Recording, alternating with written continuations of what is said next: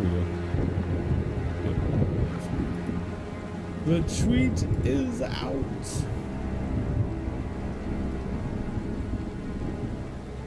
Very cool.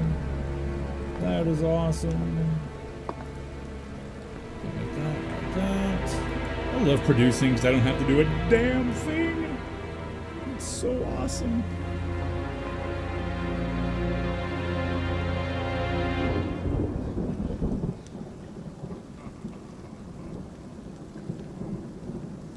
There we go. Okay.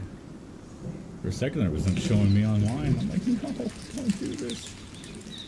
Oh, hey, we're live. I should probably kill my mic.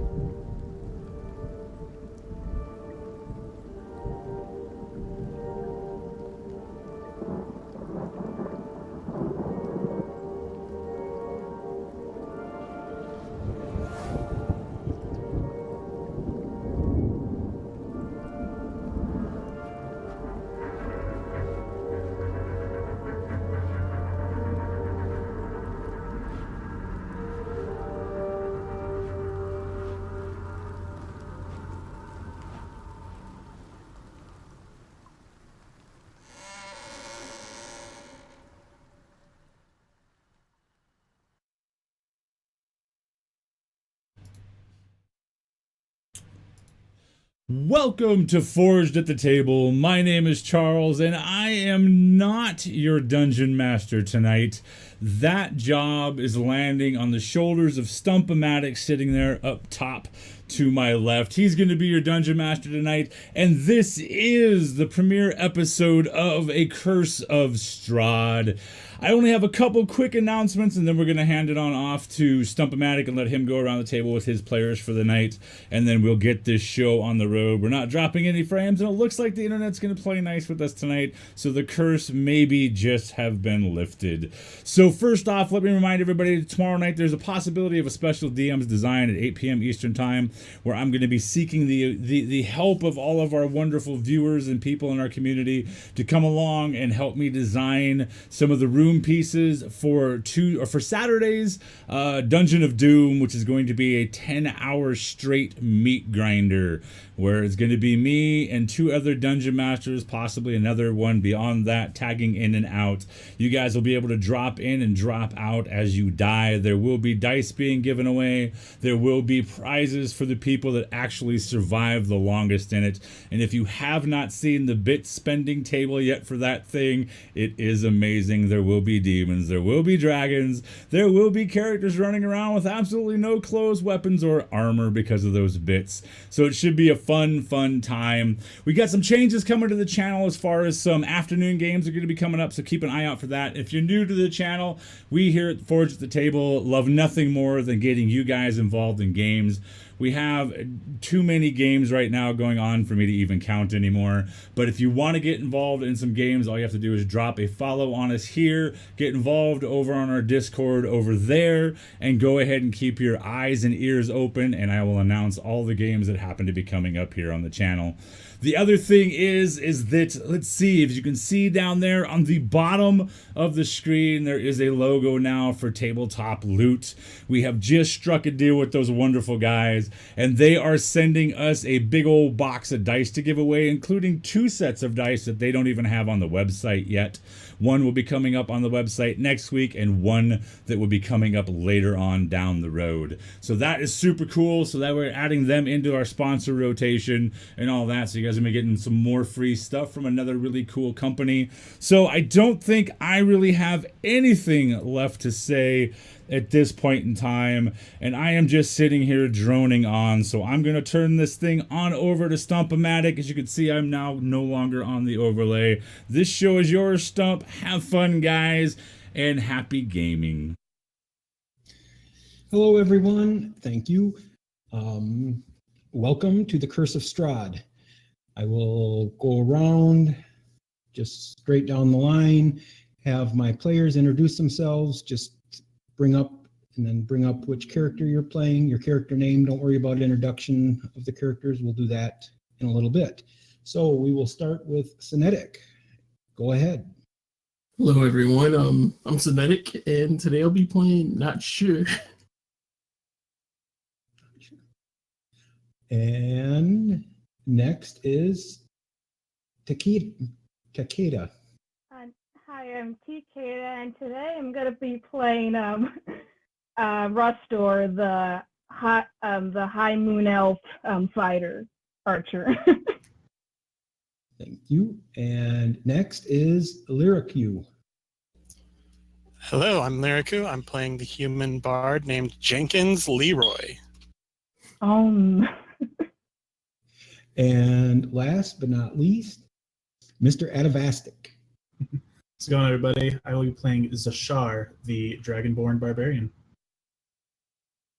As you see on our overlay, we are one character, one player short. So we are, if you would like to get in, please message Forged at the Table and let him know. And we can get you in when we come back in 2 weeks. This is going to be an every other week campaign. So, welcome to my interpretation of The Curse of Strahd. We start in a cheerful, sunny day. Camera zooms in. There's a small town, small walled city on the Sword Coast. The camera continues to zoom in, and we see the Happy Cow Inn. We enter the inn, and sitting at the table, we see Jenkins. He had received a message from a friend of his, a Sergeant Sam Martin, a member of the Daggerford City Watch, to meet him here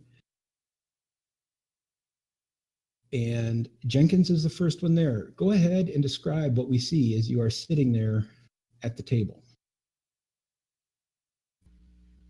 Me? Yep. Okay. You definitely see a tankard of ale. And yeah, I'm just sitting there, tankard of ale, probably flipping a coin right now. Okay. And as he's sitting there waiting, drinking his ale and flipping his coin, the next to arrive, not sure, hesitantly walks through the door. Please describe Not for us. Oh, what you see is a gigantic 7-foot black guy who looks eerily similar to Shaquille O'Neal. And he just strolls in and sits down. I assure you, hack-a-shack will not be a tactic in this game. The two are sitting there, and the next to arrive is Zashar. Please describe to us what we see as Zashar enters the tavern. Zashar is a 6'10" silver dragonborn. He does have a pretty severe case of vitiligo. If you don't know what that is, many of his scales are blotched white, and he does find that as a little bit of a shame. But 6'10", 265 pounds, very large silver dragonborn. And finally, the group is completed as Rooster enters the inn as well. Oh, do I describe what he looks like or what Yep. he's doing? Go ahead. Okay. I'll try my best. Rostar is, well, he's a tall boy. Since he's a high moon elf, he has kind of like fairish, kind of bluish skin. I think his hair is black and, well, yeah, I guess he's just coming in for a drink, I guess. Okay. So the four of you sit at the table. I don't know if you have met each other before. Just so you know, we got a cheer to start everyone off with a reroll, even the DM. So I will mark this. I am keeping track, but please keep track of yourself. Everyone has a reroll.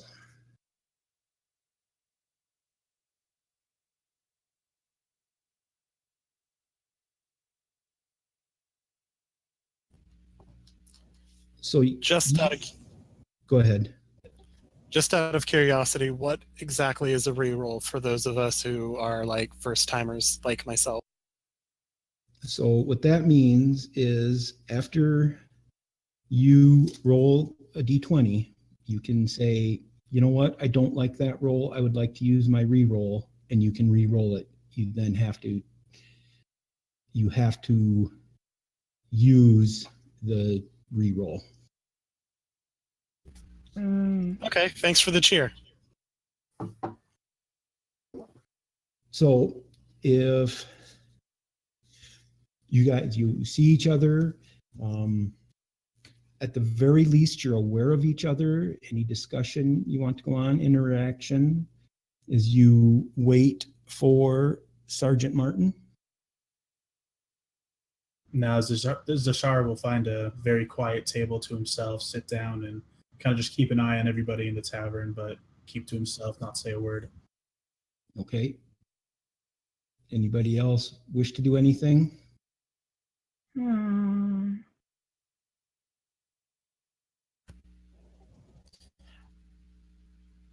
Jenkins will go over to the one in the quiet corner and ask what he is here for. Who? The one that just went to the corner. I didn't quite catch his name. It's Zashar.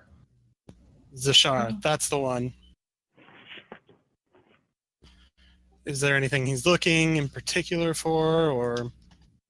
No, Zashar is just sitting in the corner, arms crossed, just kind of looking back and forth, glancing, trying to get a read on the room.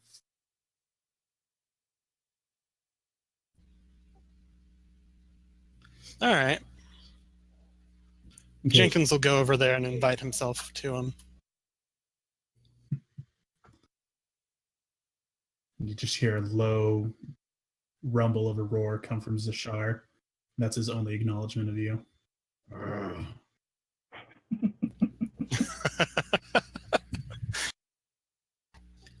Okay, about this time, the door will open and in will step Sergeant Martin, and with him will be a young lady, very attractive. She is wearing Boulder's Gate fashion, which we're going to say is the large poofy, dress with a large poofy backside and a very tight waist. She has powder on to make herself appear very, very pale.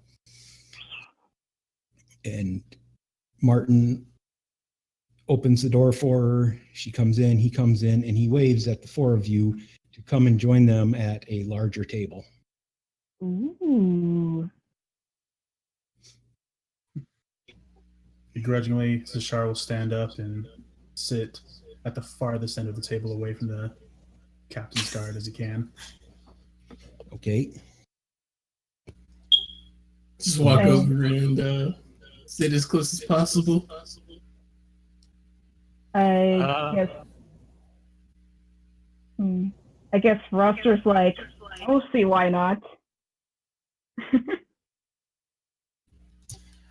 Jenkins will stroll on over then.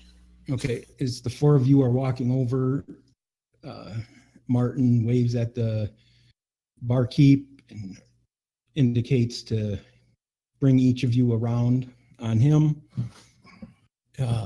He will say, "Oh, I am so glad you made it. I know the four of you, I don't know if you know each other, but the four of you I know are interested in work. And so when Lady Allegra here approached me and needing assistance, I immediately thought of the four of you." No, I've never met these guys. Nice to meet you all. I'm not sure. He will, okay. Well, then let me introduce everybody. This is Jenkins, he says, pointing at Jenkins, and then he points at Zashar. This is Zashar and Rooster. And Roster, but yeah. Roaster. Roaster. People call me anything. They always get my name wrong. Okay. But you prefer Roaster, right? I'm fine with anything. Usually people call me Roster, but anyways, I'm going off track. Sorry. Okay. I want to make sure I get it right.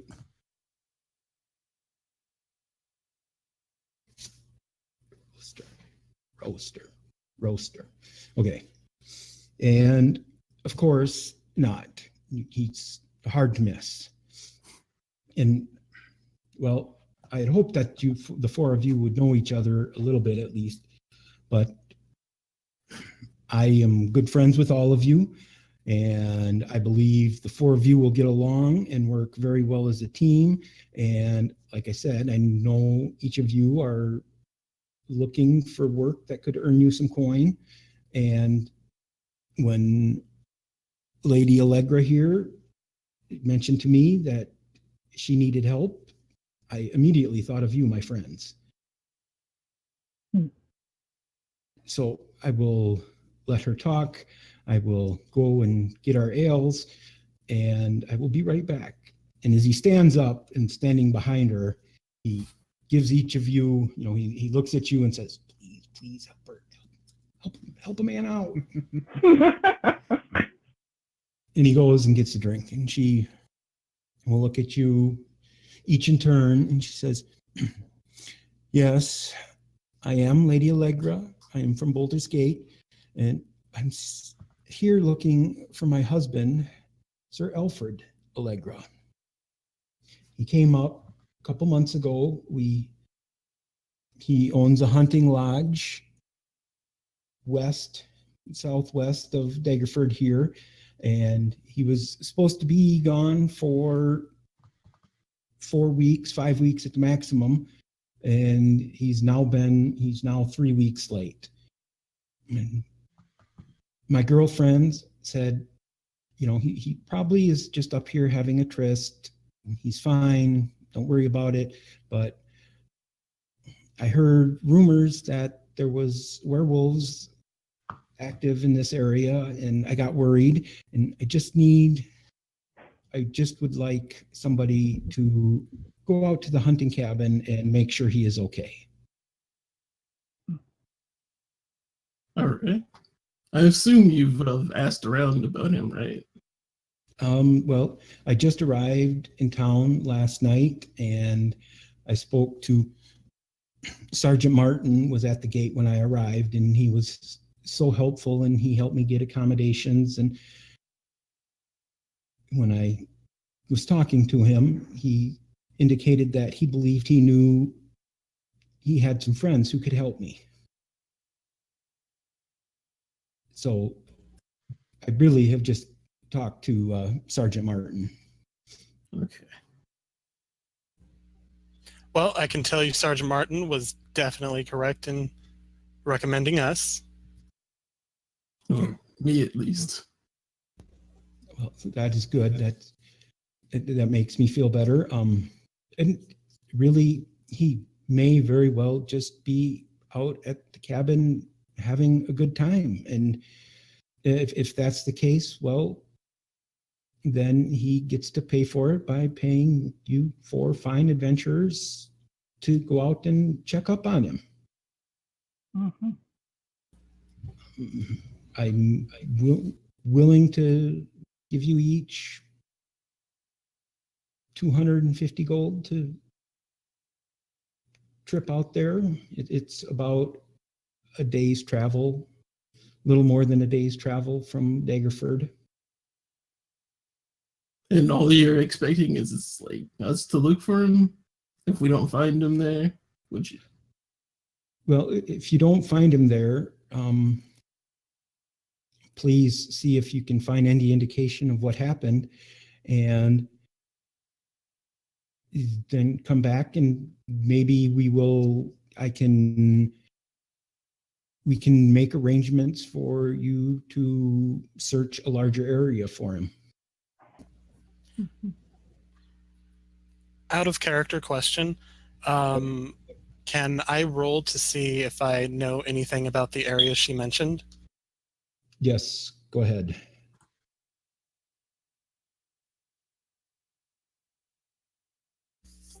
Okay, so what modifier will that be? Go with history. History. I rolled a 15 plus 2. 17. Okay.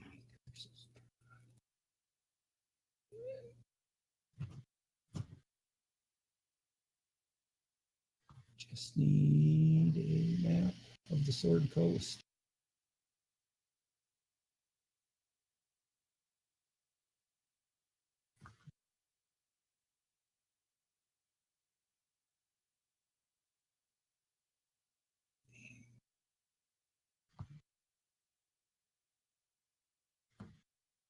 Sorry.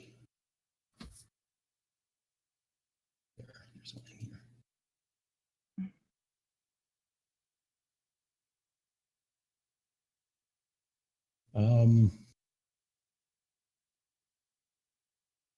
So the area she is talking about is there's some woods between Daggerford and the High Moor. The High Moor is a very dangerous place. In the woods is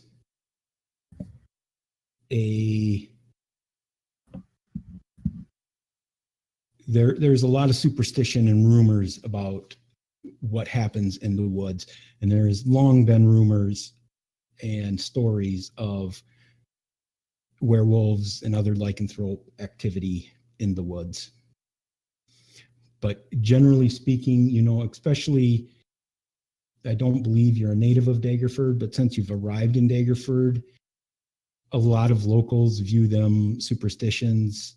And, not that there couldn't be lycanthrope in the area, but it's way down on their list of concerns. If there are, they don't bug the townsfolk, even when they have business in the woods, they go out hunting or whatever.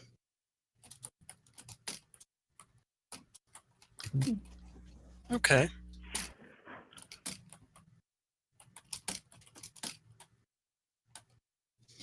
So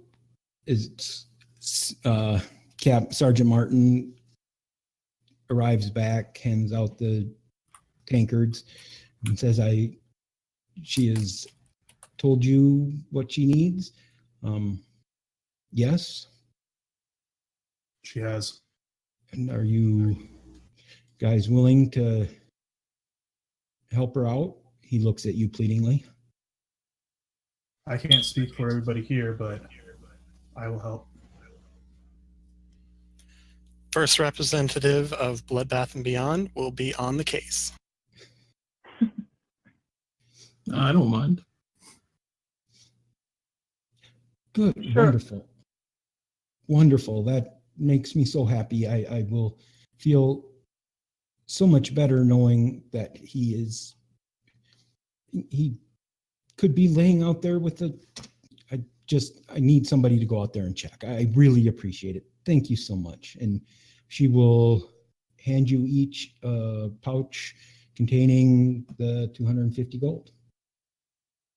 Up front. I like it. Mm-hmm. And she says, to find the cabin, you just head south from Daggerford down the tradeway to a trail heading west. The landmark is you'll come to a rock. My husband always called it the Crying Child Rock. And then you follow that trail east into the woods. I'm sorry, I'd been saying west. It's east into the woods. The hunting cabin is after several miles on that trail, you'll come to a gate, and you just go through the gate, and a couple miles past that gate to the north, you will see the hunting cabin off the trail.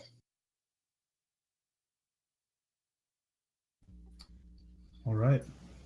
Directions sound fair. And Zashar will turn to the group. Shall we?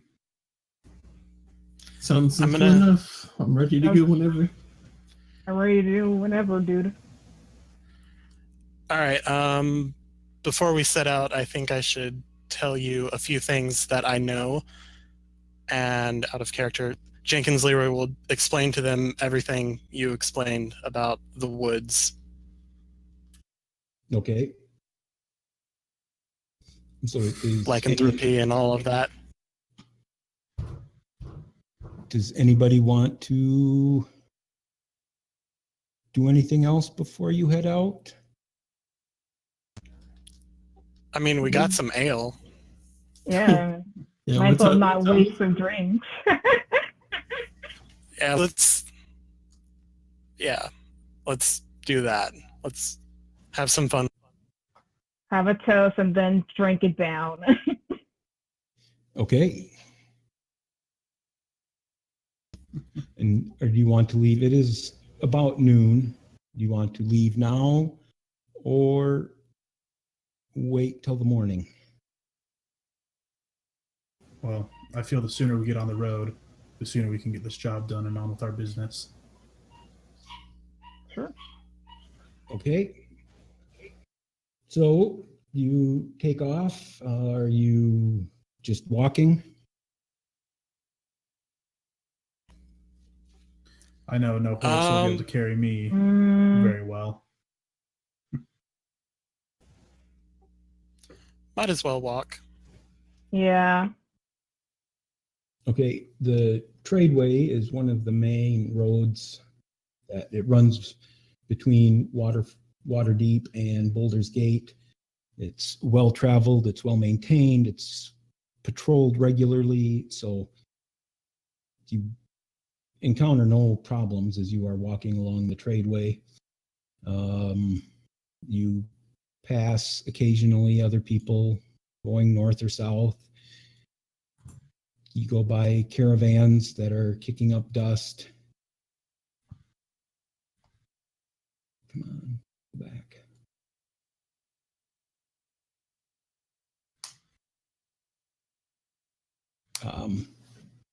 But it's a pleasant day. Temperature is about perfect for a walk outside.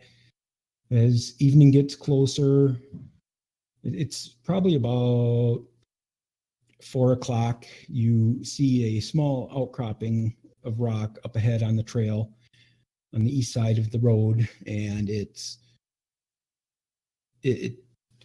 you could see where if you turn your head just right, it could look like a small person standing, and their hands are outreached, arms outreached, and there's a knob of stone that comes up, and it could be looking up, and from near the top, a trickle of water runs down. A fresh spring runs down this outcropping of rock, and you see a trail heading to the east just on this side of that outcrop of rock. Well, this looks like a crying child if I've ever seen one. I feel like this is our road. Yep. And as you start walking down, this is a trail. It is obvious you are off the road. It's just a footpath beat into the grass, and eventually you start entering the woods. You winding through trees, and as you're walking, you notice that a low fog is in the woods, between the trees, but it's not. The sun is still shining. It is still bright. The sun, after a half hour of walking, the sun is starting to go down, is starting to set. The fog's a little heavier as the temperature starts to drop, and the fog rises a little bit. Are you going to make camp for the night, or are you going to keep traveling and try to reach the cabin, knowing that you still probably have, it will be late into the night if you keep walking? All right, gents, I think we should make camp here. These woods can be a little dangerous at night. Understandable. I agree. Same. Okay. So Should we talk about sleeping arrangements? As long as I'm far away from you. No. I mean, should we sleep in shifts to make sure that we don't get caught off guard or something?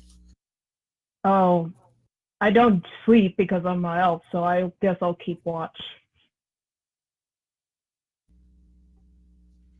I probably shouldn't trust somebody that doesn't sleep ever. Rude.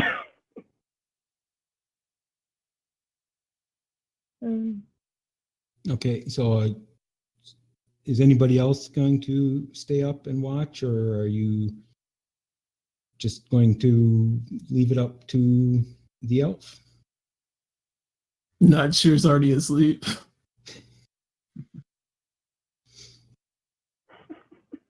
Okay. I'll stay up for a couple of hours, then sleep for a couple of hours, and just alternate like that. All right. So as the night goes on, give me a perception check.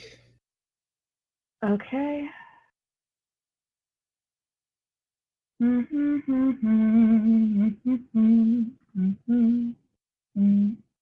I got 13. Okay, there's a couple points during the night you will see on the edges of the camp, like glowing eyes. You'll see glowing eyes out in the darkness. A couple times you see the fuzzy form of a rather large wolf in the fog. He stays back out of the light, but there's a couple times you just catch him as he moves around the edge of the camp. And like I said, there's a few times you'll see eyes glowing out in the darkness as the firelight catches him. But he doesn't seem to, he seems to come back.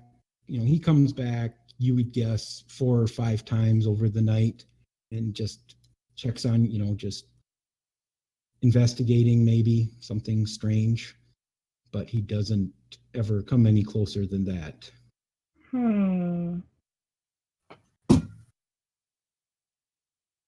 And eventually the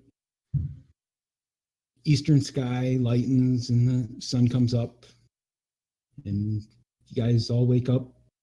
It's very dewy, very damp. There's still a heavy fog hanging between the trees.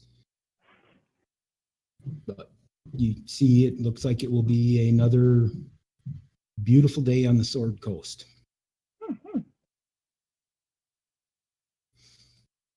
After eating a quick breakfast, you guys take off again, I assume? So Strahd needs to take about 5 minutes to himself to just meditate and breathe in the morning air and basically prepare for his day. Okay. So you're traveling, and as you travel deeper into the woods, the fog continues to get deeper or thicker.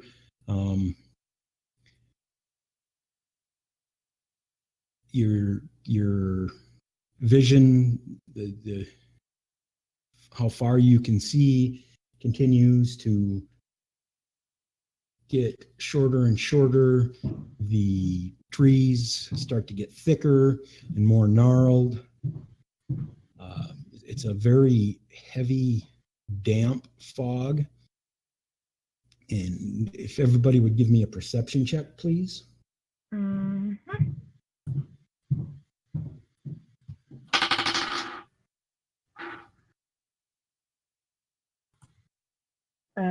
11. It's a 16. 10. Also 11. Okay.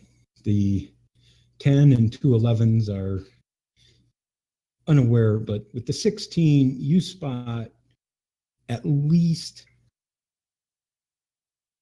3 or 4 different wolves kind of keeping pace with you to the right or to the left or behind you. And you'll see one and you'll kind of turn to look and it'll fade away. And then a few minutes later, you'll see one off to the right, and it could be the same one, but you don't think so. Your gut tells you that it's not a single wolf. As we continue moving up the trail without losing pace, Zashar will say, "We are being hunted. Wolves."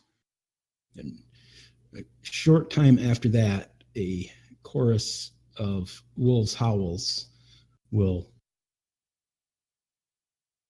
start around you, and there will be one, and then off in the distance there will be several, and then one that is really very close. You would guess within a couple 100 yards. It sounds like you hear, but you still see you don't see any of the wolves.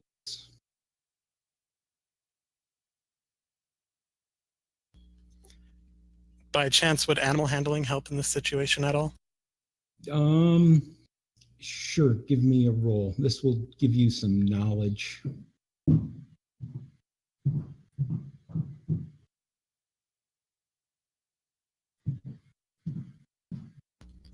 17 plus 4. This is definitely pack hunting tactics. You definitely agree. You feel that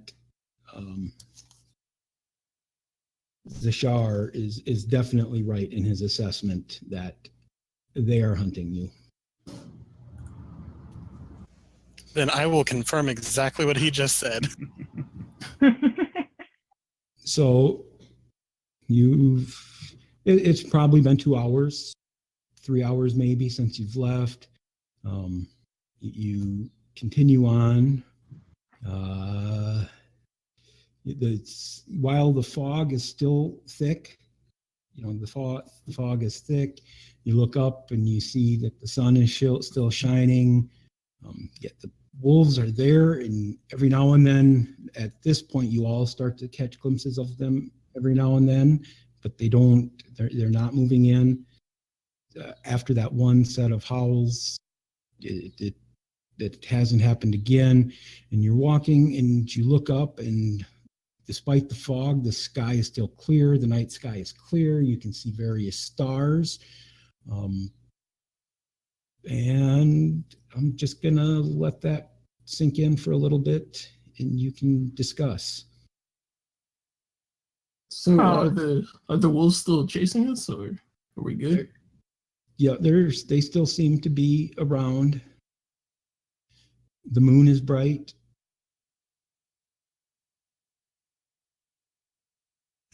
This is good time. How are we, judging on where our location is, are we anywhere close to the gate or even the lodge itself? Do you think you're probably within a couple miles of the gate? Okay. You've been, so by your reckoning, it should be about 10 in the morning. And she had said it would take about a day and a half to get to the cabin, so you have to be pretty close to the gate. And you said the moon is now out with stars, The moon is out, stars shining brightly in the night sky. but it's 10 a.m. That is what you got up in the morning and traveling for 3 or 4 hours. Without saying a single word, Zashar pulls his glaive from behind his back and prepares for battle. Okay. I agree. If we're being hunted, it might make sense to stand your ground, especially with wolves. Yeah, I'm going to do the same. Okay, as you stand your ground, eventually you will see 3 wolves approach from the direction you came.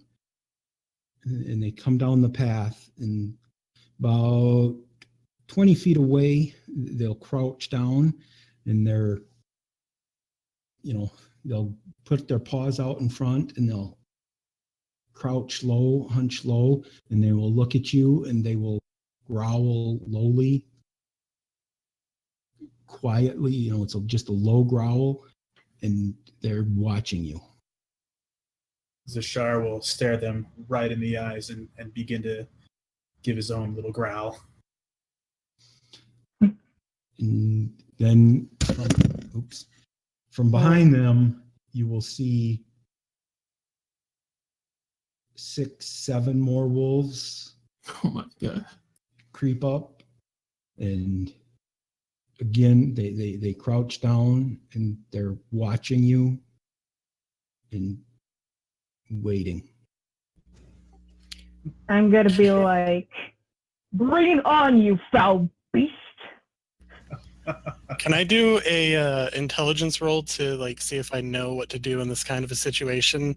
Is it better to act big and try to intimidate them, or is it better to just prepare for battle? Go ahead and give me an intelligence check.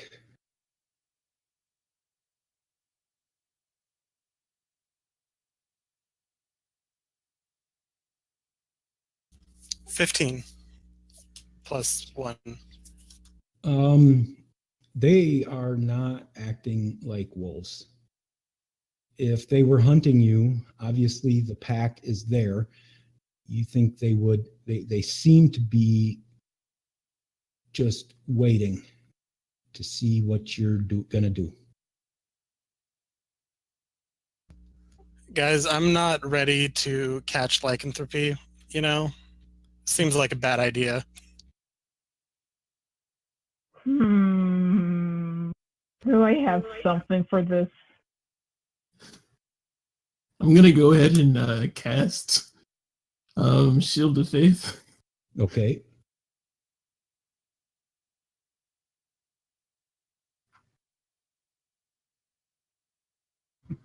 And as this is, you guys are just standing there at the ready, you start to notice more wolves come in on the side. And so you're kind of, so it'll be to the west, if that is indeed still west. There's the wolves on the path, and there's, like I said, the original 3 and 6 more. And then on each side, there's another 5 or 6. So the only way that remains open is to the east, or not to the east, to the west. No, to the east. I'm horrible with directions. Towards where you told the cabin would be.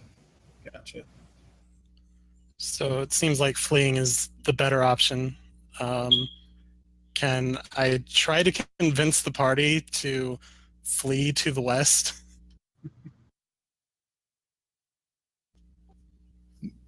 Because it looks like if we stay, we're going to die.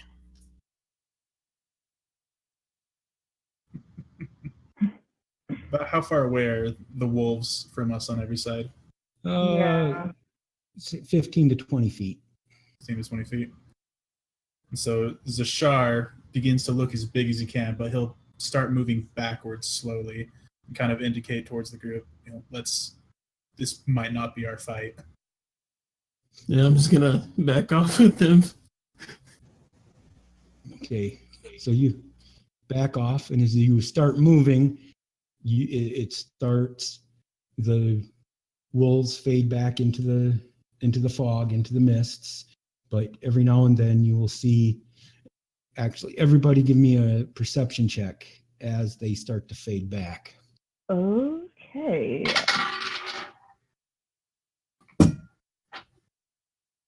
14. It's an 11. Grand total of 5 on my end. What did Rouster get? 16. Okay, just you catch just out of the corner of your eye, very back in the back of the pack, and you swear you see one of these wolves stand up and run away, as if like a human, like a man. Guys, I think these aren't wolves. Wait, what do you mean? We saw them. They're big dogs.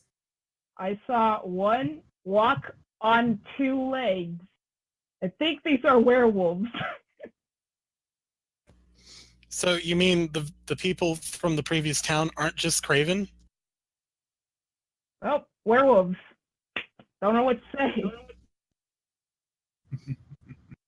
And as you're about this, at this time, you come upon the gate. And let me open this up so I can read you the gate.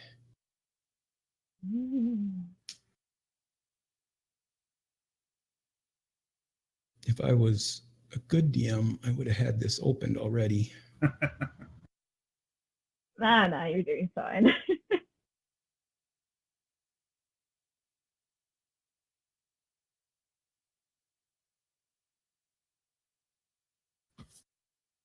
And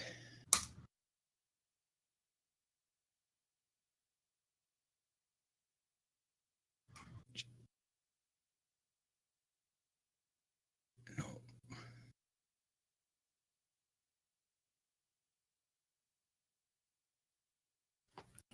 I need.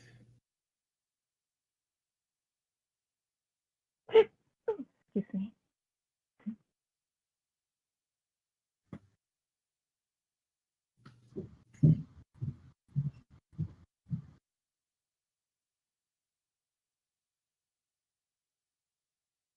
Oh, come on.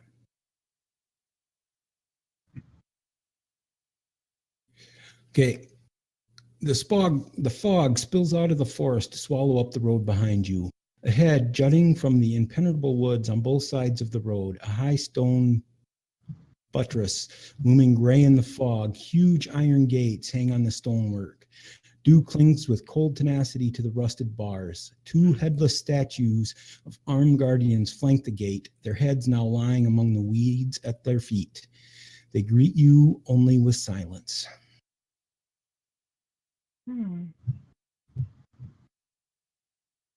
Zashar will go to the gate and see if it is locked at all or It stands open. open. He'll, without saying a word, motion to the party and make his way through the gate.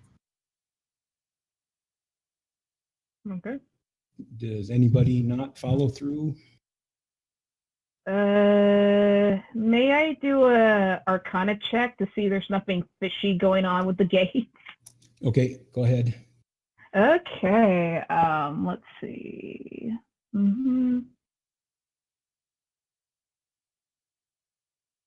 Oh, crud, 10.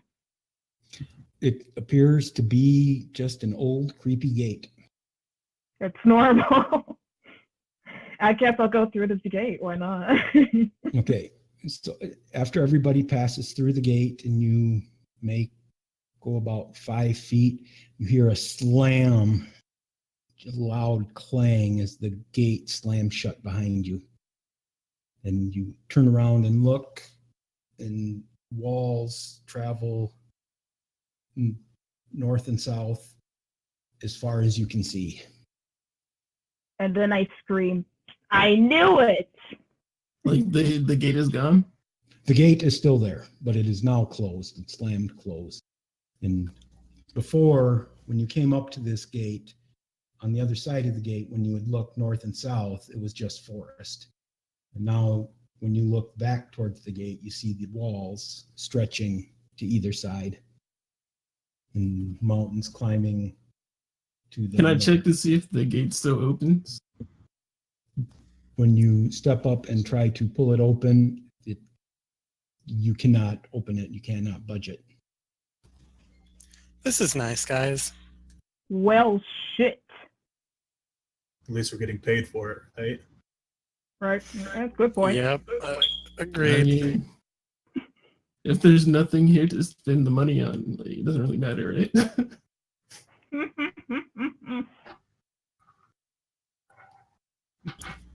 Well, might as well look around. Then lead Okay. the way. Lead the way. Nah, I'm pretty sure one of our larger, more macho men over here can lead the way. I appreciate you calling macho, but I sense there was sarcasm. No, definitely not you. Definitely not you. Maybe not sure over here. Ouch. I'm not sure. I want to do that.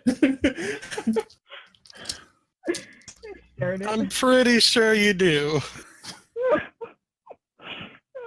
All right, I guess I'll lead the way.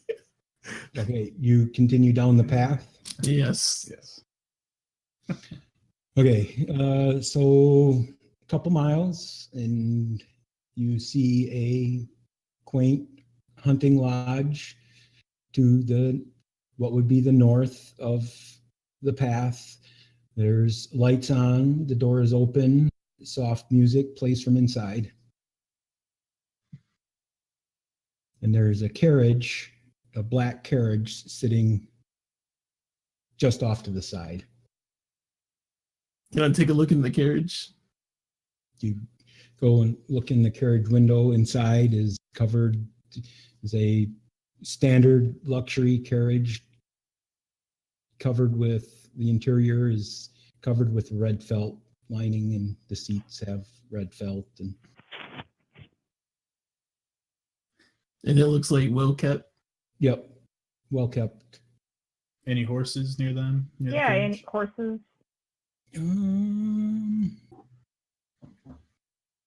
Yeah, attached or not attached, but staked out just behind the cabin. You hear 2 horses. So while we're still standing next to the oh man, my brain. The carriage. The carriage, thank you. As we're standing next to the carriage, the door's open. To the cabin, the door is To the open. cabin, yeah.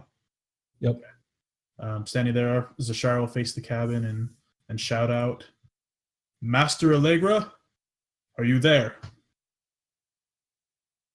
And you will see a figure comes to the door, and a very well-dressed, probably middle-age, mid-30s. You can see him standing there, and he looks out and he says, no, there is no Master Allegra. Please come in. My friends have told me you had arrived. Who are your friends? Your escorts. Please step in. There is food waiting.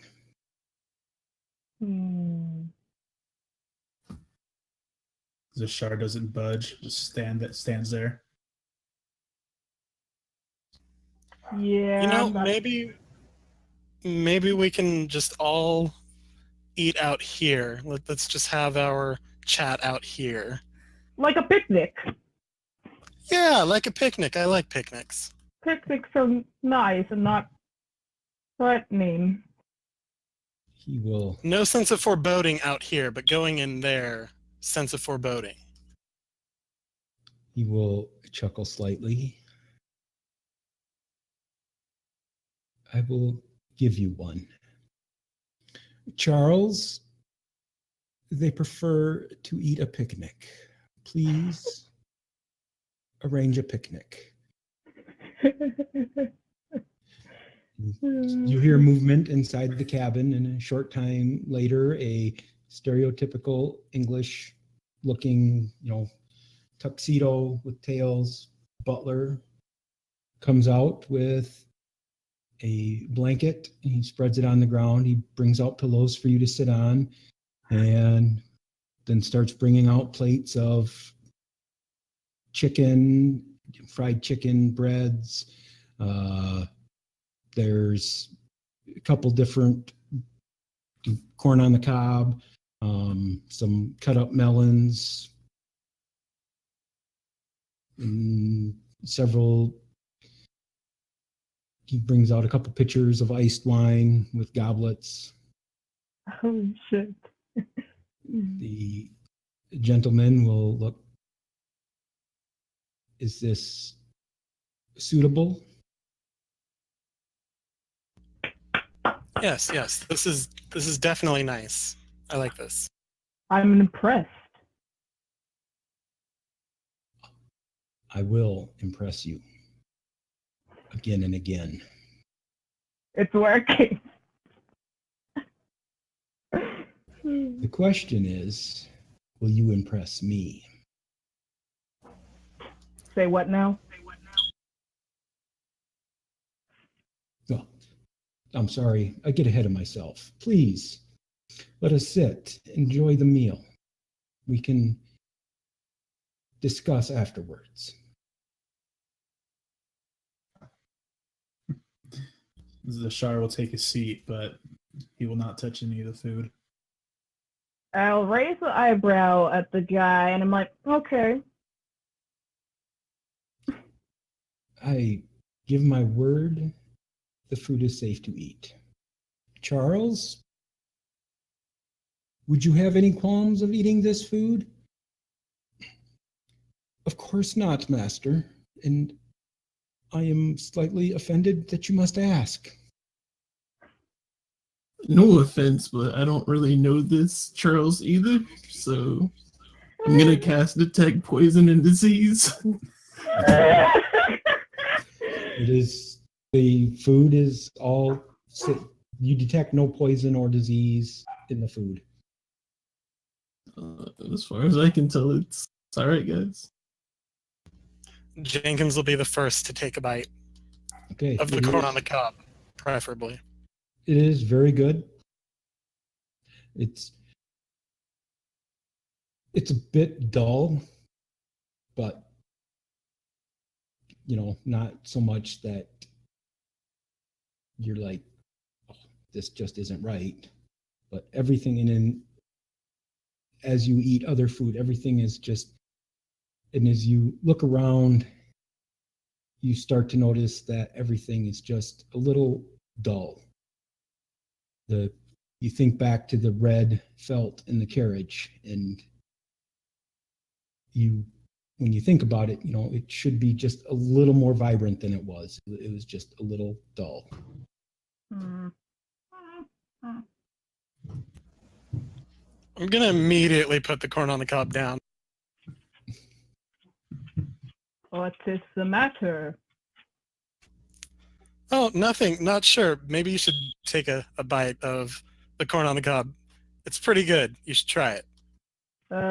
Could I try the fried chicken? I really like chicken.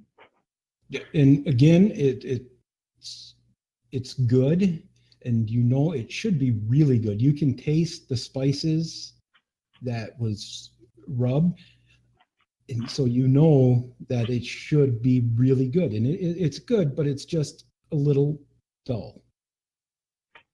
I whisper to my blood and back and beyond friend and be like, do they have any seasoning or no? Jenkins says, this is good. Maybe we should just be satisfied with the way it is. Don't look a gift horse in the mouth. Okay. And I'm just gonna pretend just to be nice, like, wow, that's some really good ass chicken. Jenkins puts on the worst fake smile ever. Yeah, it's the worst, obviously, bad liar's fake smile, like, good, really good. I'm gonna go for a piece of chicken too. And you notice the same thing. You can taste the spices that were on it, and you know it should be good, and it is, but it's just the spices don't quite have the flavor that they should, and the chicken doesn't quite have the flavor that it should. It's chicken, it's just dull. I'm gonna thank them for the meal, I guess. And Sashar, after seeing all of his companions take a bite, he'll grab the nearest drumstick and take a bite, chew on it, and then spit it out. It tastes like crap. What are you doing? Good old Zashar. I was expecting a feast. This is but hog swill. I'm sorry, our friend is rather colorful. You will get. He didn't get his 8 hours of beauty sleep. That's all. Yeah, he's just waked up on the wrong side of the sleeping bag. He will give a smile and say, yes, one of the first things you will notice of Barovia is, since we have been sealed off, everything has faded. Everything you eat, the taste is right, but not quite right. Everything you see is right, but just not. The sun doesn't shine as bright. The flowers don't smell as sweet. Even death, I am told, doesn't quite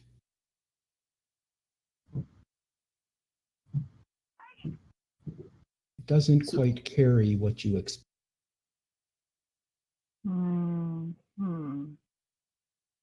It's Barovia. probably a weird question, but are we stuck here? Yes, welcome to Barovia.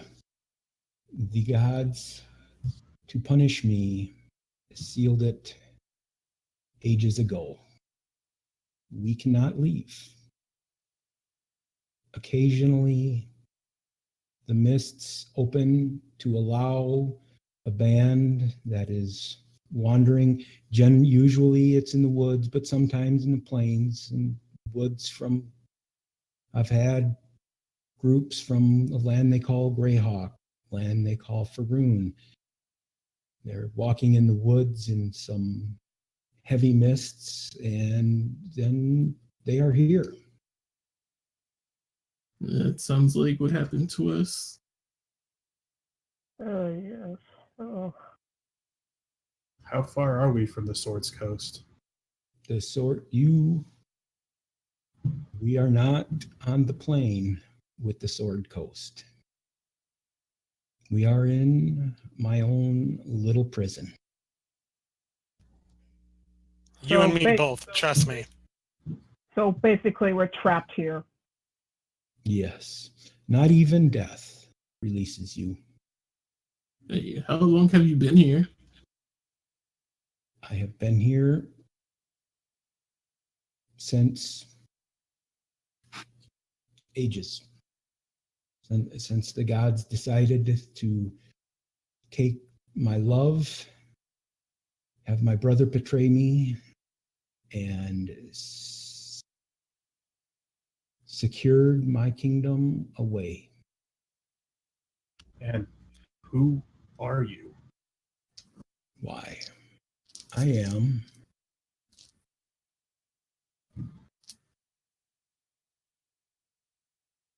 Strahd, Baron von Strahd.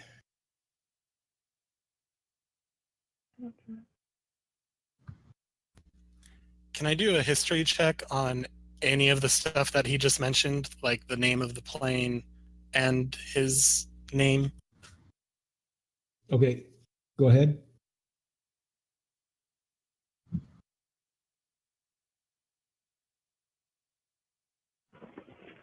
Okay.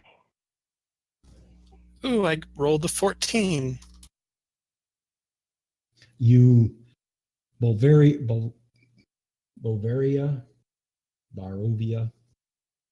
Strahd, you can't think of anything that sounds right. And you probably are getting just a little twitchy.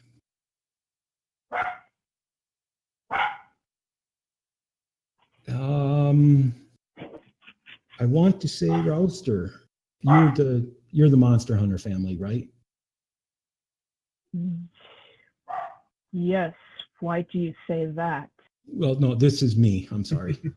Oh, yes. Okay, sorry. I just wanted to make sure I remembered that. Okay, you give me a history check. Hot diggity. Okay. What did I got?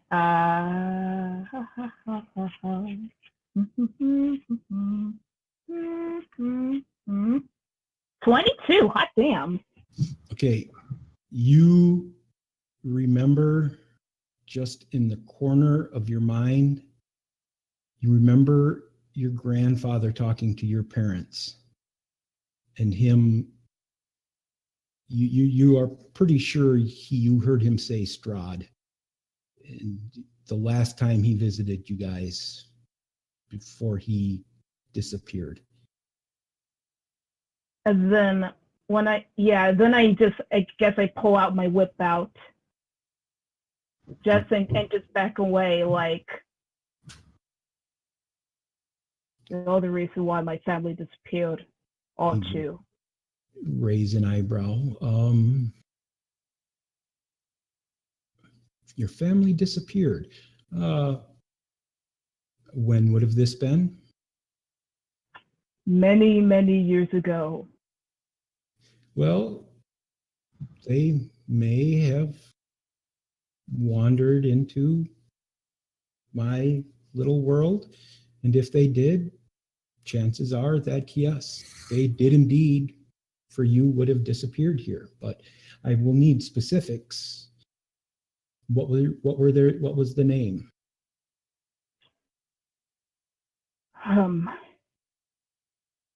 Well,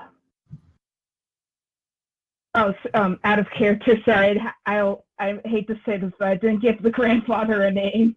Right, that's fine. So you will tell him the grandfather's name, and he will. Yes, that would have been 20 years ago. 25 years ago. He was a good one. He was a good one. You would be proud. And I'm just like shocked taking all of this. Like, I'm not sure whether to punch him or what. I'm just like, don't know what to do with this anger. Like I look back at my party members like, what should I do? Like, What do you mean he was a good one? Well, so groups of adventurers come in, and tomorrow you will go into town and you will meet some of the citizens here, and some will tell you horrible things of me. Some will say that it is not so bad living under my reign. Life here is dull and droll. I do not know why the gods chose to punish me and them with me, but so eventually you will decide that you may decide that in order to free yourself, that you will have to destroy me. Unfortunately, many people come in and do that. Her grandfather was a more intelligent being, and he decided to work with me. He lived several years, and he died when another group of adventurers in, and he was protecting me.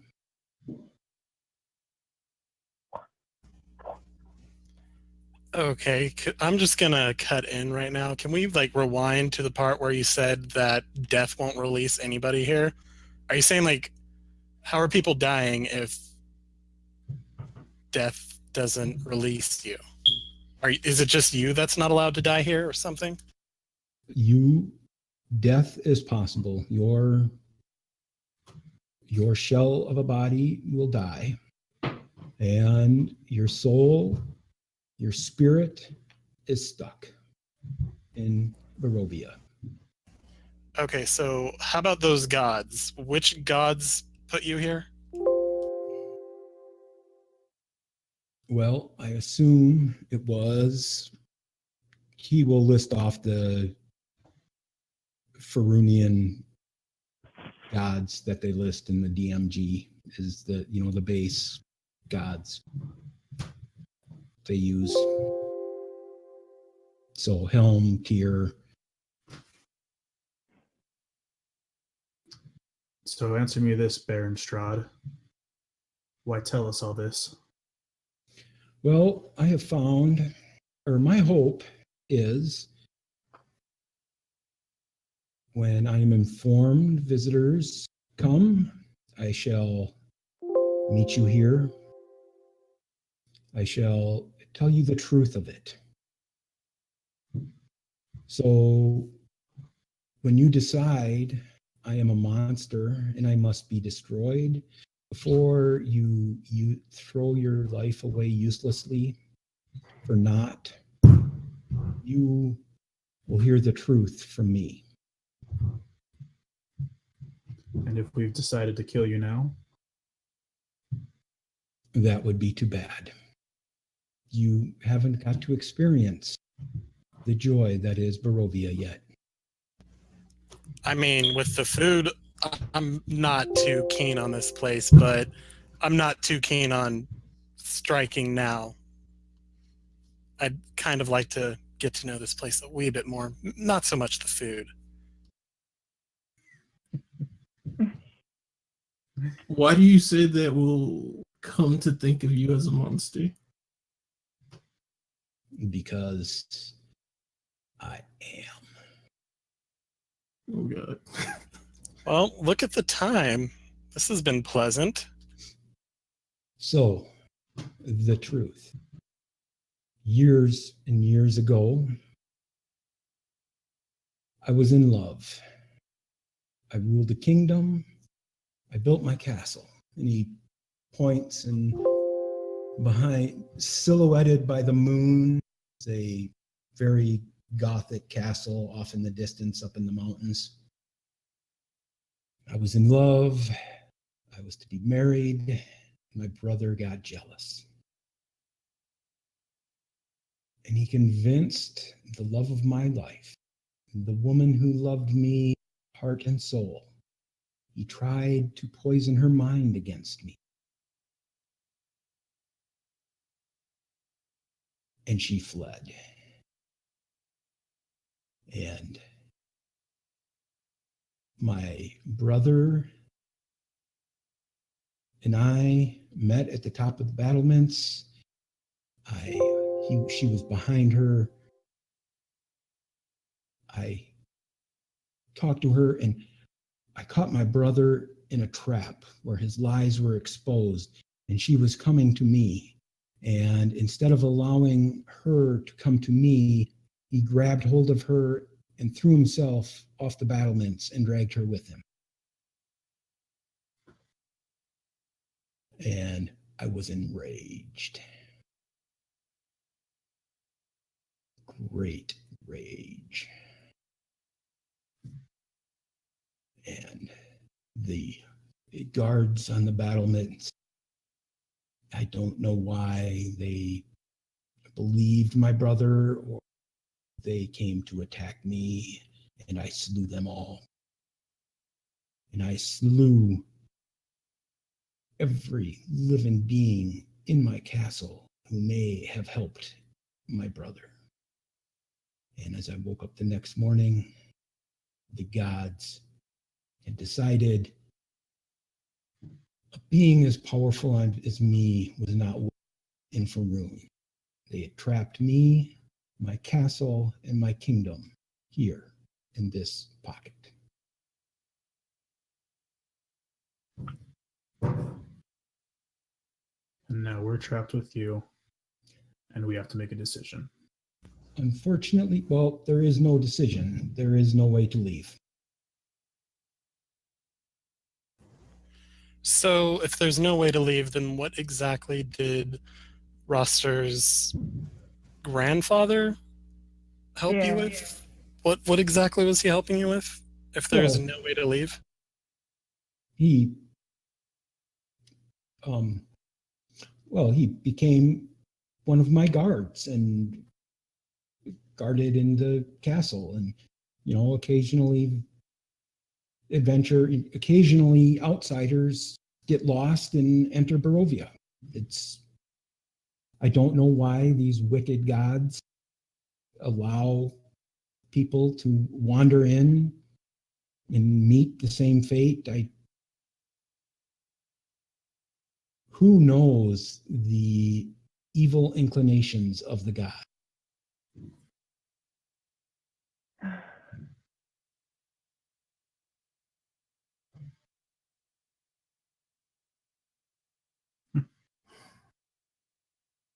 Do you know anything about werewolves? Or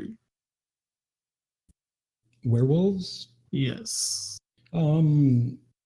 Lycanthropes that can change between humans, wolves, and a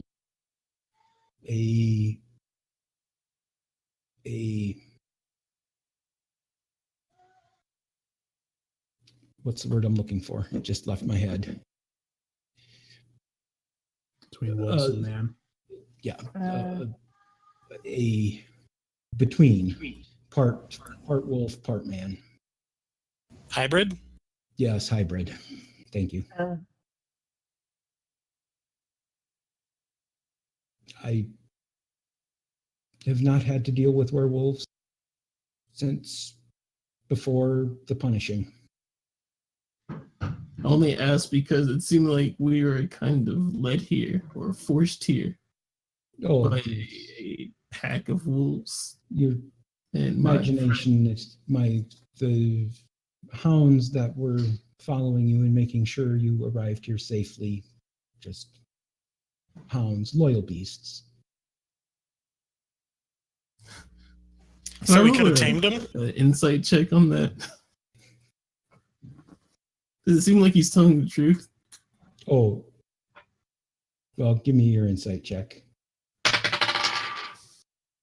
Let's see. What? 16. Definitely, he is telling the truth without a doubt. All right.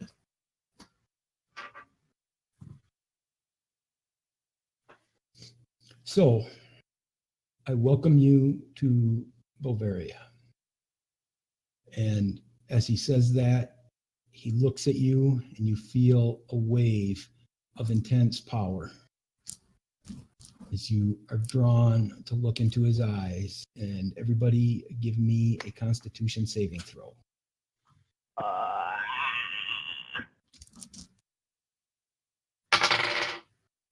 I'm sorry, it's wisdom. Wisdom. Oh, wisdom. Oh, okay. I So got it's 18 plus 2. 20, Total of 17 for Zashar. 17. Okay. Oh 24. no! I got a 1. Oh no. OOC, you can always re-roll. Oh, reroll definitely. Okay.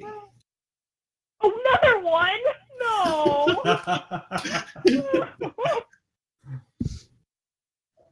Okay, so what was the highest? Was it 20? I got 24. You got 24. Yes. Okay.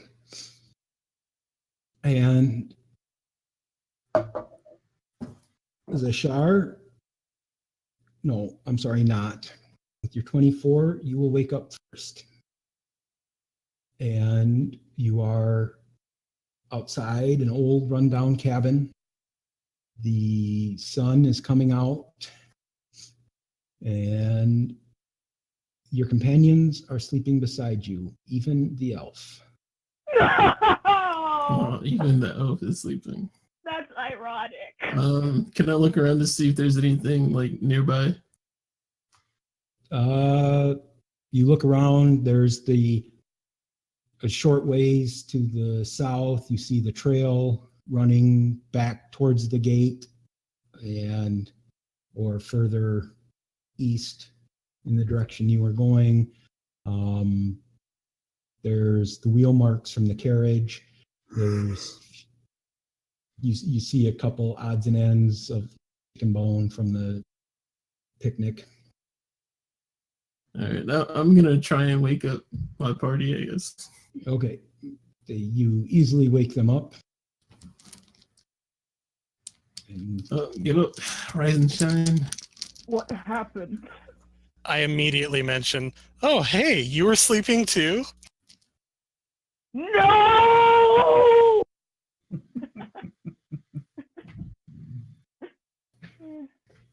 so, from the east, the direction you were traveling, you hear the sounds of a village starting to wake up.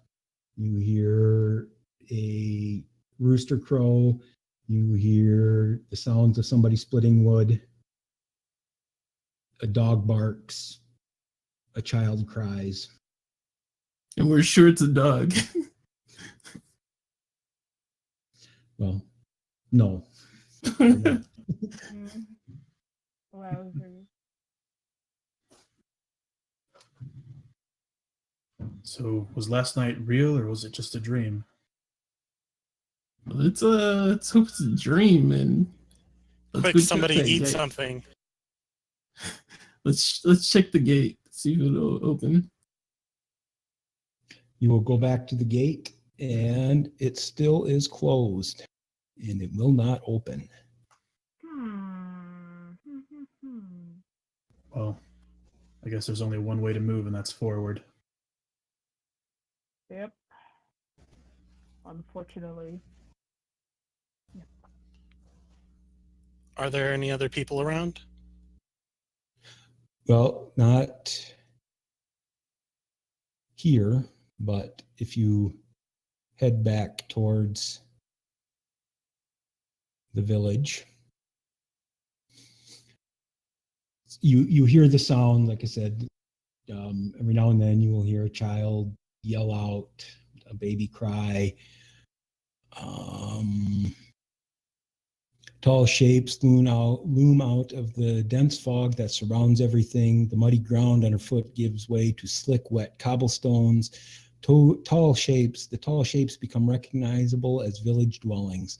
The window of each house stare out from pools of blackness. But, as you stand and look around the village, you start to see movement. You see somebody hauling that load of wood they've been chopping. And smoke starts rising from a couple chimneys as breakfasts start getting made. Is that like a town center that's easily recognizable or something? Or a market or anything like that? Yeah, as you move forward,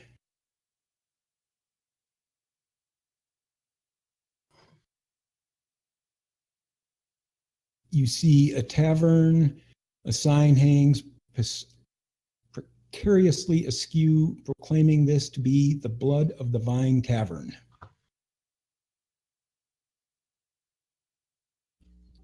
I say we go get some information.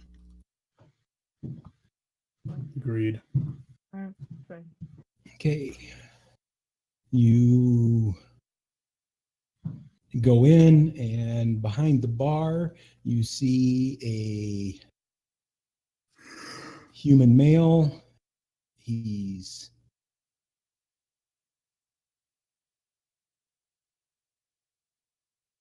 okay. The tavern building fire, blazing fire at the hearth. Man is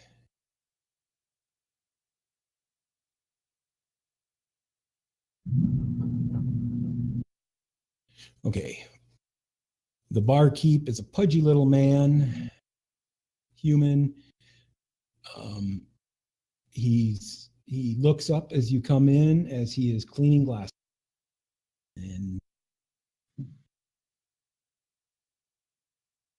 when you come in, he's, hello, welcome to Blood on the Vine.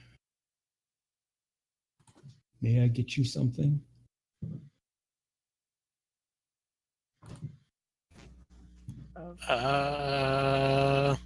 Got any eggs? I hear a rooster out there. Yes,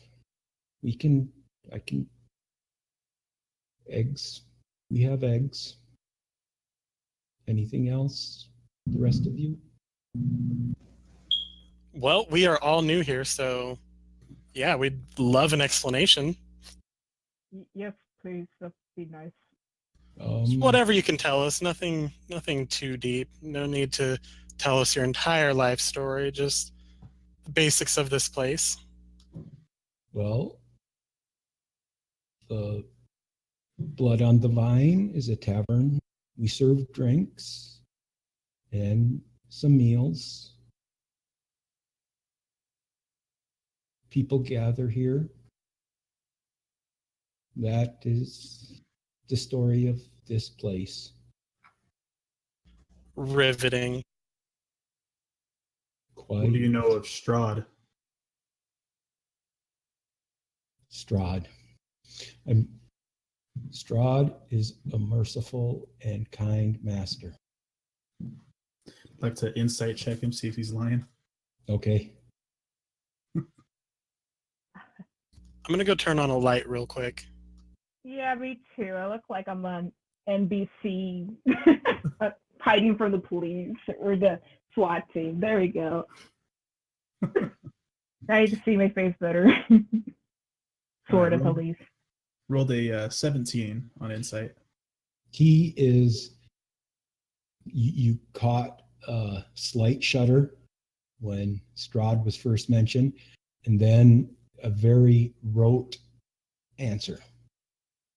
Looking around the tavern, are we the only ones in it right now besides him?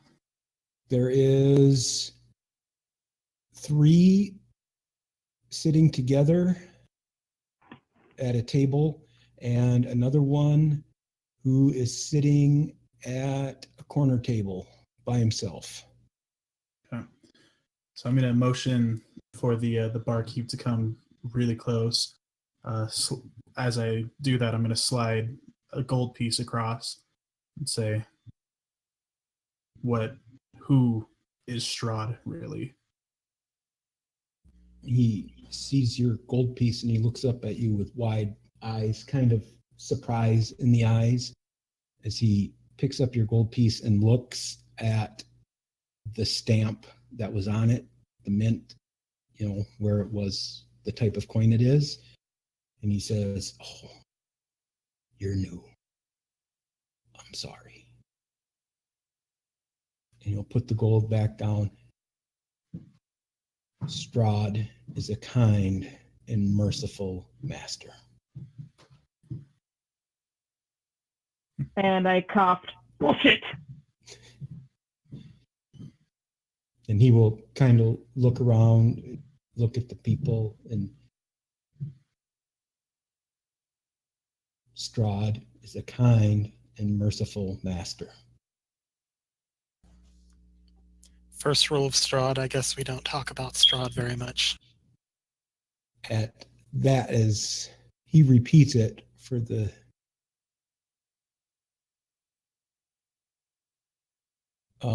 guy who's sitting by himself, who's a younger man, will shit.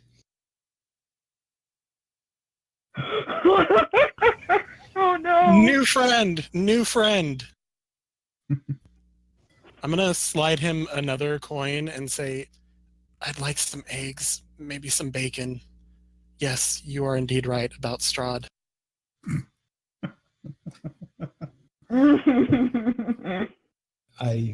Yes, eggs. And he will walk out the back, into what you assume is the kitchen. And the young man, by this point, will have stood up and will be walking over towards you. And the other 3 men around the table are looking at him with horror, just like, no. Damn it, Ismart, don't get involved. But the young man walks over and says, "Hello, I am Ismark. You were asking about Strahd. What would you like to know?" Zashar will pull up a stool next to him. Any and all information you can give on him would be greatly appreciated. The man is a monster. He's what is known as a vampire. I assume that you know the word from where you are from. Yes. I'm sorry, go ahead. Oh no, I just said indeed. He picks and chooses the villagers he wishes to torture. He sends his minions out into the worlds to lure adventurers in so he can play a twisted, dark game of cat and mouse. The worst is when his beloved soul, when she tried to escape and he threw her from the battlement wall, and which is what got all of us punished for this.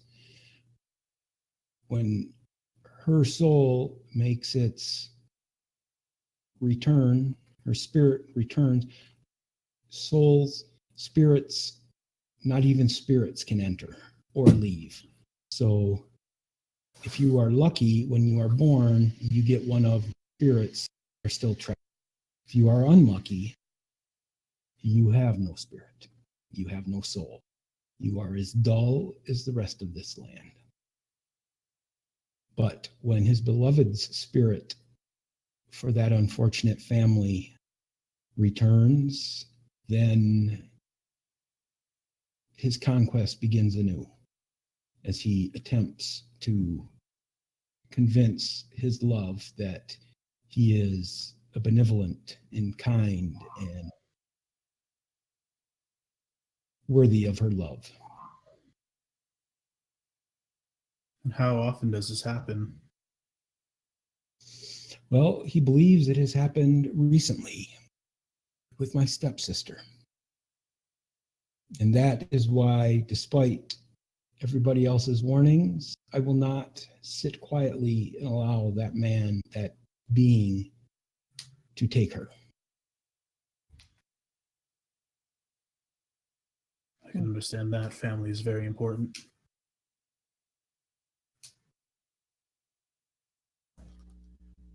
I glance at the others to see if they're buying this as well. Oh yeah, Zashar's been convinced that Strahd is very evil and is pretty much soaking up everybody.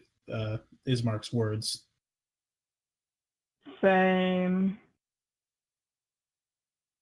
I'm sorry, my headphones started to cut out, so I didn't catch.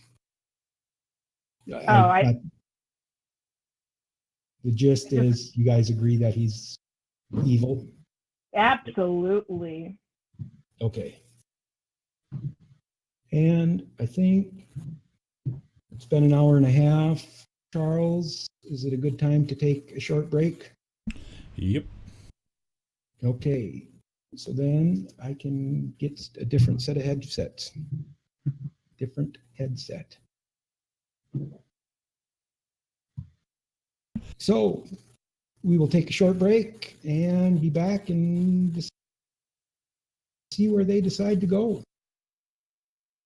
All right. Thanks everybody for coming and hanging out with us tonight for the debut episode of a campaign, Curse of Strahd, being ran by Stump-O-Matic there and these fine players. As you can see, we do have a blank spot on the overlay. If you want to jump into a game on Thursday night, if you want to stand in the fire and go up against those guys over at Critical Role, this is your chance to prove that they aren't the only. Nah, whatever, man. They got 38,000 viewers. They're doing their own thing. If you guys want to jump in and play in a game on Thursday night with these fine folks, this wonderful Dungeon Master, go ahead. Make sure you have a follow on our channel. Get a hold of me over in Discord, and we will put you into this overlay so you can take part in all of the fun stuff going on with these guys.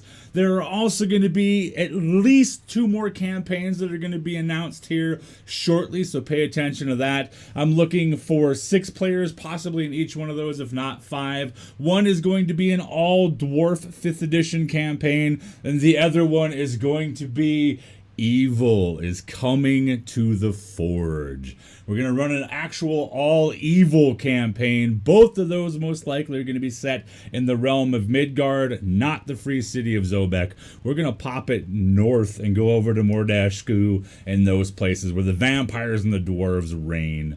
So we're going to go ahead and do that. We're going to go ahead and head off for a break right now. I also just posted over on our Discord, if you're over there, I'm looking for 4 or 5 brave souls that want to jump into a one-shot tomorrow night. It has something to do with honey, a festival, and some owl bears. But we'll be back after the break. Please hang around, and we'll see you guys in just a little bit.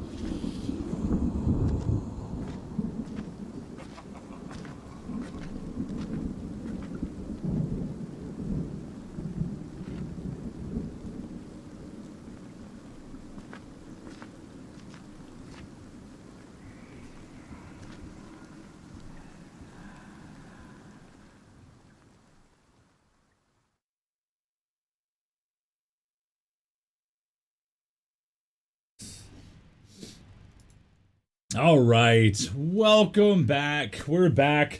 Thank you guys for coming again and hanging out with us tonight. There are so many other shows you could be watching. I don't know what show I might be referencing, but you will definitely know. It's got the letters C and R in it. I'm not sure. There's also that good guy Bubbernot. He's up there too in the 200s. You can go spend some time with him. But no, you guys have chosen to come hang out with us here at the Forge, and we super appreciate it. This is the debut episode of Stump-O-Matic's Curse of Strahd campaign. This is the first time it's being ran here. We're hoping it's going to run for a long time. Again, after the show, if you guys would be so cool, you guys can come on over to the Discord. You can come hang out on the voice chat. Some people will be over there. Some people won't be. I might be over there for a little bit tonight. I got a couple announcements to make tonight concerning some upcoming campaigns that I just cooked up while I've been watching this campaign. I'm not watching CR, that's for sure. I'm over here watching these cool people play their game. I'm going to get out of the way here. I am going to let Stump-O-Matic get back to running his game. It's all yours, Stump. Thank you much. Welcome back, everybody. So, a quick recap. They were hired by Lady Allegra to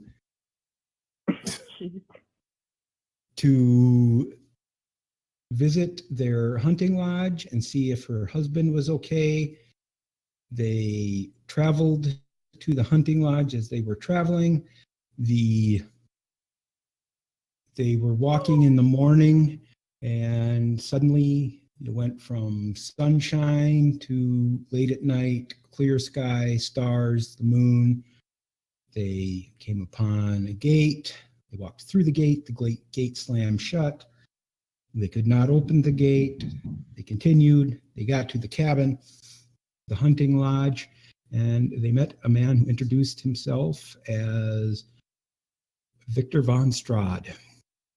He had a nice chat with them. He was very cordial.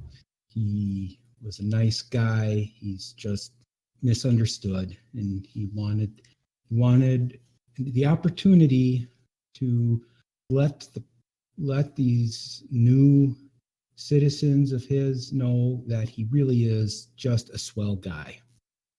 And then they decided to take a nap.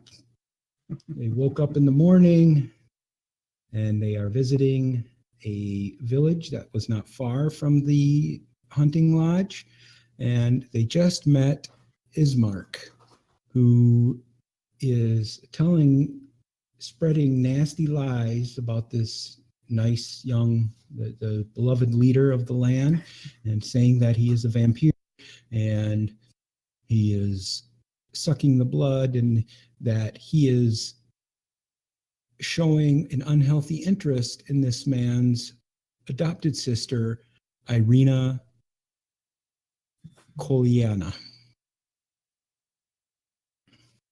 They've just ordered eggs. As we come back, the bartender is bringing out the eggs, bringing out breakfast, and a crow flies off the windowsill and flies off into. And we are back, and it is your guys' show.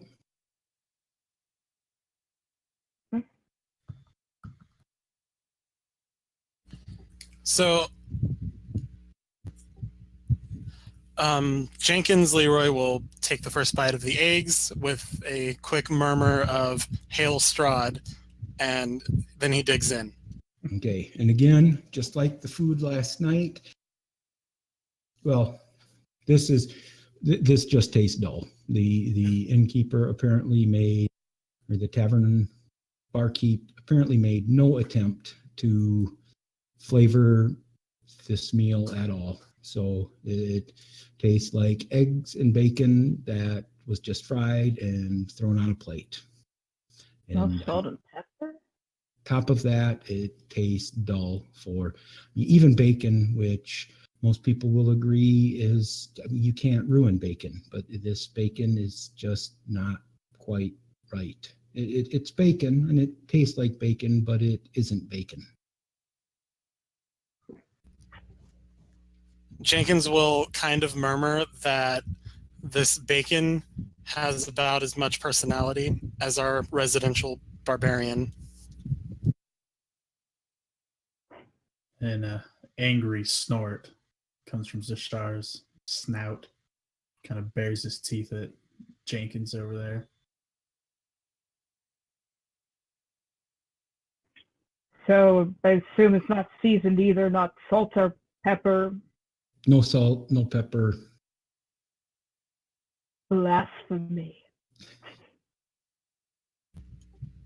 Well, we got to eat something, so might as well dig in. And All right.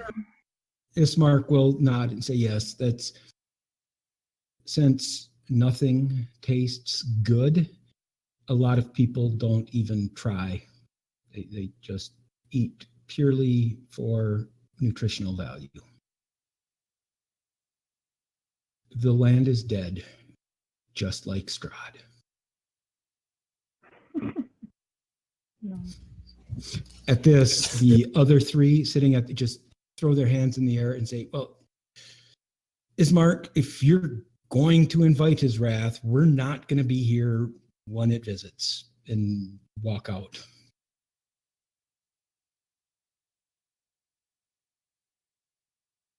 When his wrath visits, does he keep watch on everybody? Yeah, Ismark will say, yeah, he pretty much controls like any birds, ravens, crows. Chances are they will report to him. Wolves, ferrets, badgers, any of the woodland predators are probably his spies. Good many people. You have to be careful. I don't care. He's gonna come. My days are marked anyway. I have made it known that he will not get Irina as long as my heart beats in my chest.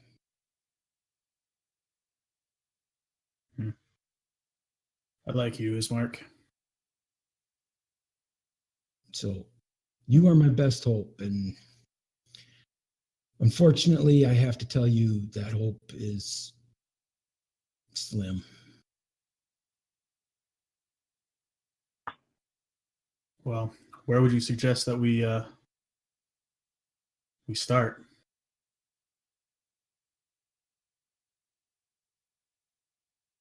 Well, start by pretending you like the food because you have to eat.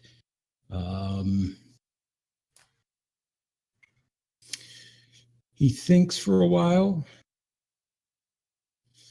and he says, I think a good place to start would be to visit the travelers' camp down by the river. You have to be very careful. Many of them are Strahd spies, but there's an old lady down there.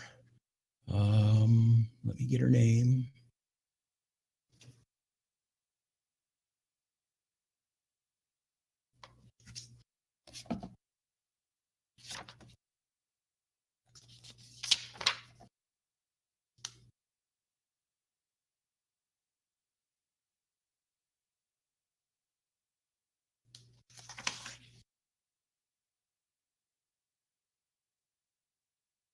you want to speak to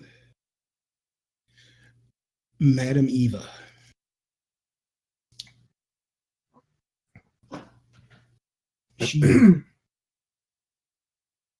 She quietly leads the resistance in the area.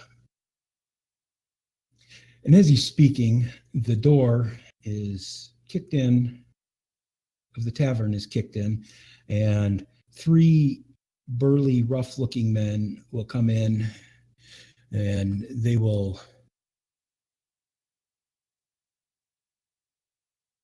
look at Ismark, and they will say, Ismark, you know better. And for you 4, as far as you 4 go, he wants you to know only one thing is off limits. And that is Irina. Do not interfere with Irina. And we are here to drive that message home.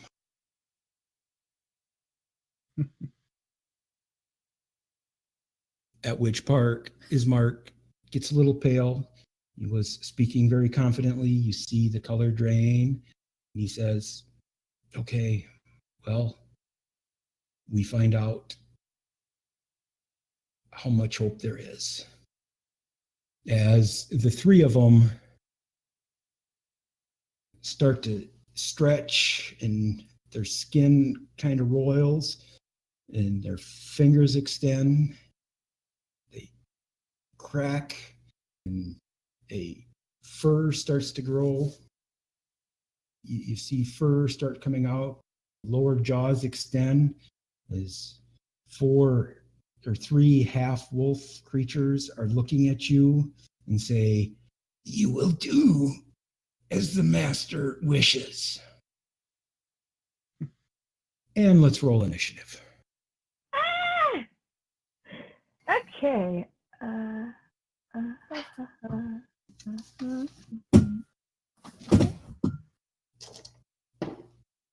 Oh my gosh. I got a 4. Okay. Oh man.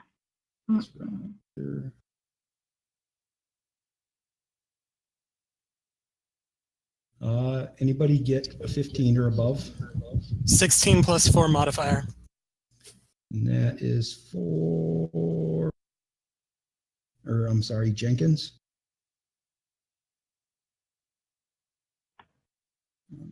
Zashar got a 21. Ooh. 16. And what did not get? 2.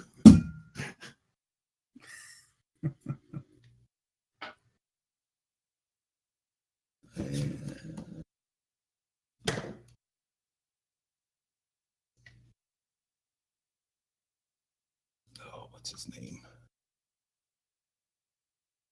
I'm horrible with names, Ismark.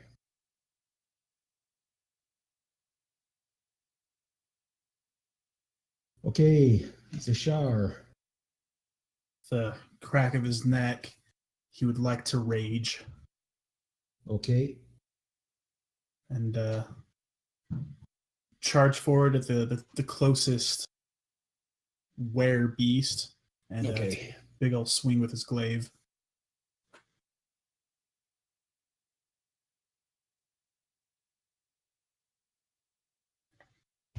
So this beast shall forever be known as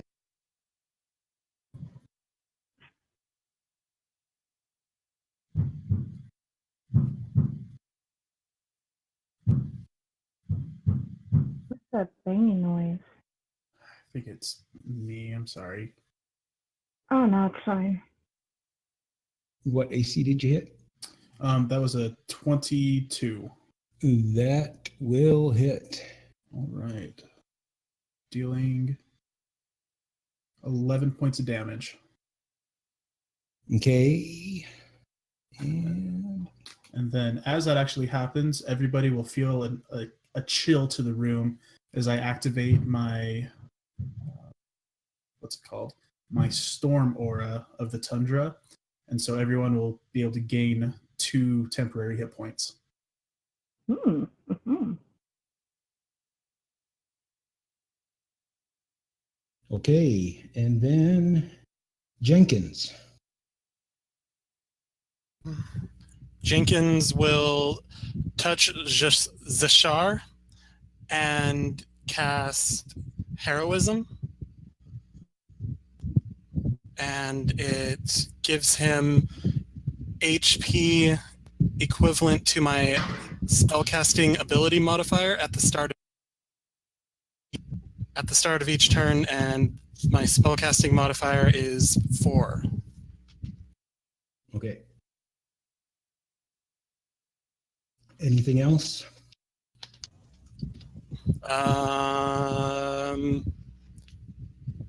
Not quite sure. He'll slowly move to the back and touch another person along the way.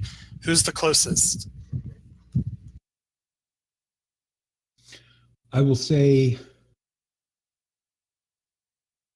so you were sitting, well, let's just roll a d4.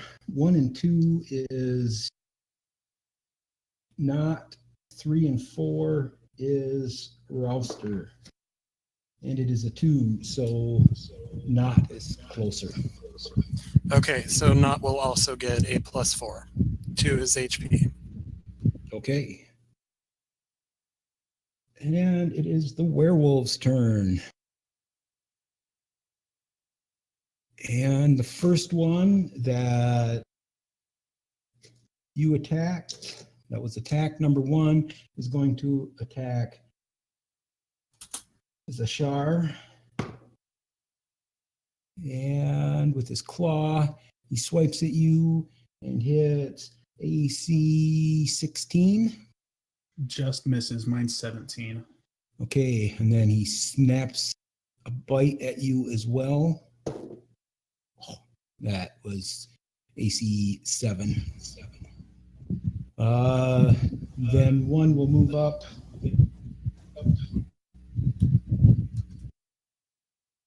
Stepping. So we'll have, they were at a triangle. Number 1 was in front, and Zashar stepped out to meet him. And so now I see you guys also forming really a diamond with Zashar at the front, Rouster on one side, Not on the other, and then opposite Jenkins performing the other side of the triangle.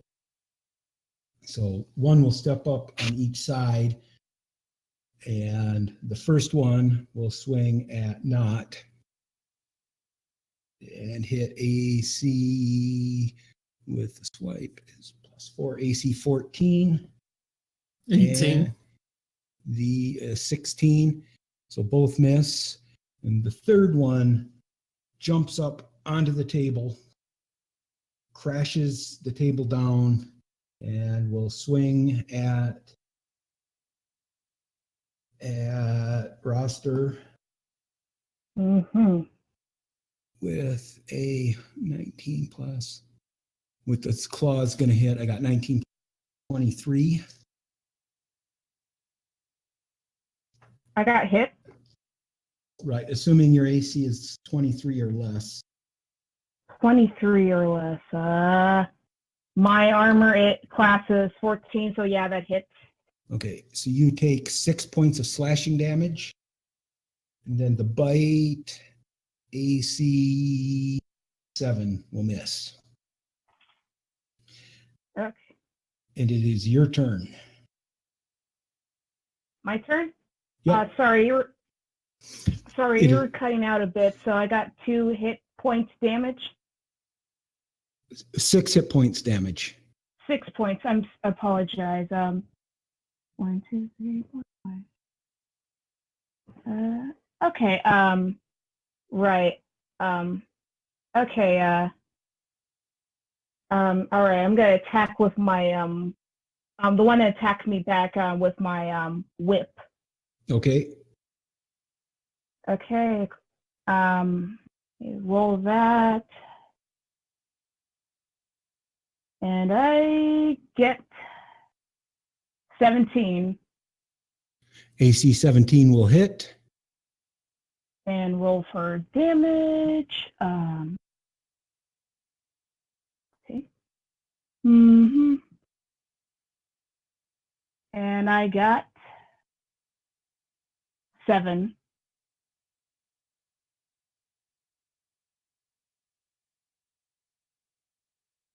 Okay.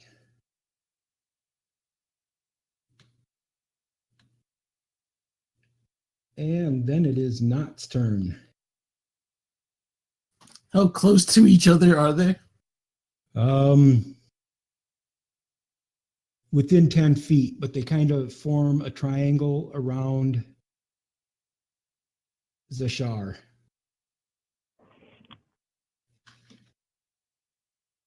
Okay, I guess I'm gonna step up to where Zashar is and cast let's see.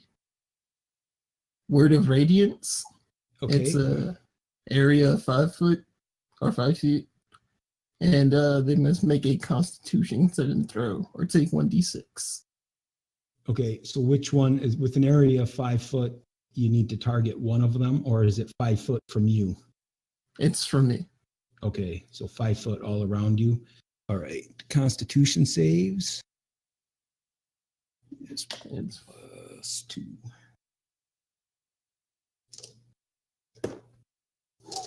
Okay, number 1 failed, rolled a natural 1.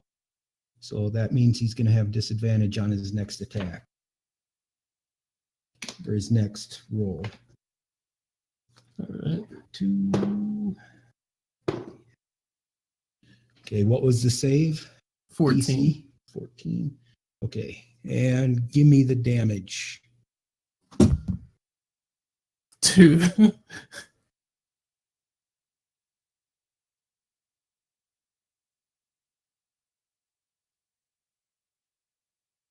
Hello. Okay. Then it is Ismark's turn. And he backs up. He looks really white, pale, but you see him take a deep breath and he grabs his dagger and he steps up and he swings at the one that crashed on top of the table. Ooh, and he hits. Or a point of damage. So you see him reach out and he tries valiantly and he thrusts, but the werewolf jerks to the side and you see a small scratch. And then back up to the top of the round with Zashar. So I'm going to go ahead and just keep beating down on the guy that I first hit. Okay. Rolling a 15 to hit. 15 will hit. All right. Dealing 11 points of damage. And then as a bonus, I'm going to once again, everyone feels another chill come over them as they all gain an additional +2 temporary hit points. As long as they're within 10 feet of me. Okay, yeah, which I think right now everybody is kind of clustered around where the table was. Yeah. So next is Jenkins. Jenkins will help out Rostor with the wolf that attacked him and will swing at it with his dagger for a 16 plus 5. That will hit.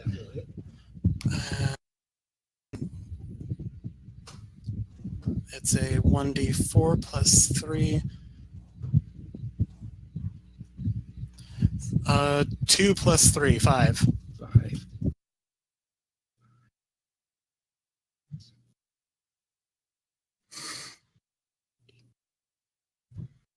Okay.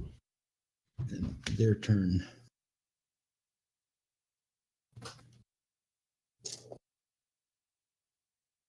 The one on Zashar will howl in rage and pain as he has already taken quite a bit of damage. He has disadvantage on his bite attack.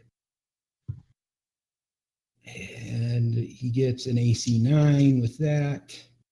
And his claw attack gets AC 17. That'll hit. So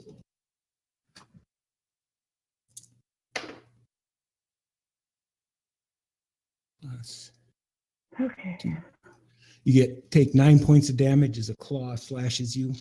All right. And so I have, while I'm raging, I am resistant to bludgeoning, piercing, and Right, slashing. So Slashing, so it's 3 points. so half of 9. Oh, I'm sorry. I have 4 points. And then the other one will attack. One will attack not.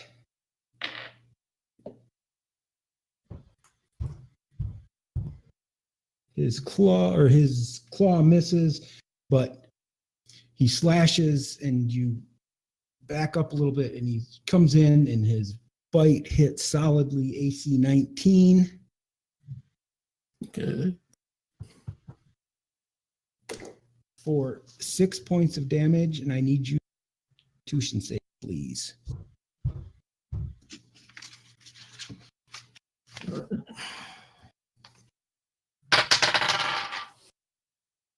$22. Okay. And then the bite on roster, AC 7, claw, AC 13 on roster. 14.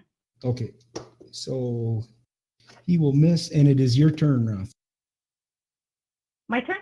Yep. Okay, let's see. I am going to cast Toll of the Dead on to, I'm going to back up and cast Toll on the Dead to the one I attacked last turn. Okay. All I have to do is just, if it's missing on any hit points, it'll get 1d12 necrotic damage. But I must do a wisdom saving throw. Okay, wisdom. I rolled a 10. Let's see. Okay, it must succeed. It doesn't say So, how much you need to pass. just a second. Let me look at your character. Yeah, so it should be your spell DC. On a 10, that should fail because it's Right. normally 8 plus your spellcasting modifier plus your proficiency. Oh, right. I apologize. That's okay. And so you should be able to hit that. Okay. Yeah, I'm sure. Go ahead and roll the damage. All right. The damage will be 1d12 since it's already hit. Wait, just 1d12? Yeah, okay. Let's see what I get. A 6. 6. So in the background, you all hear this bell just ring, just a boom. And those werewolf that it is facing roster, you see it just scream as you see like a darkness kind of overtake him and you see him almost wither a little bit. And then it is Not's turn. All right, I'll just go up to the closest one and swing away with my warhammer. Okay. Oh, that's a nat 20. Okay. Yeah. So, nat 20, figure out what your maximum damage is, and then I will multiply it by 1.5. All right. Maximum would be 14. So 14 and 7 is 21 points of damage. So you just smack it upside the head, and you see its roll spin for a little bit, and teeth go flying out.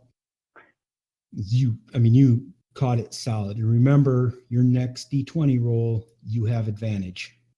All right. Well, I'm gonna go ahead and use a bonus action then. Okay. I'm gonna conjure a spiritual weapon. Okay.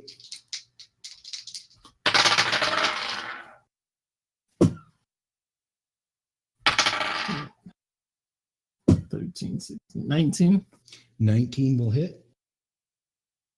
And it is what's D8 for 6. 6. Okay. That was not smart. He will try again. This time he misses. And back to Shar. Right, not wanting to be upstaged by this mountain of a man, Zashar will attempt to finish off his foe right standing in front of him. Rolling a total of 20. Okay, that hit solidly. Dealing 15 points of damage. Smokes.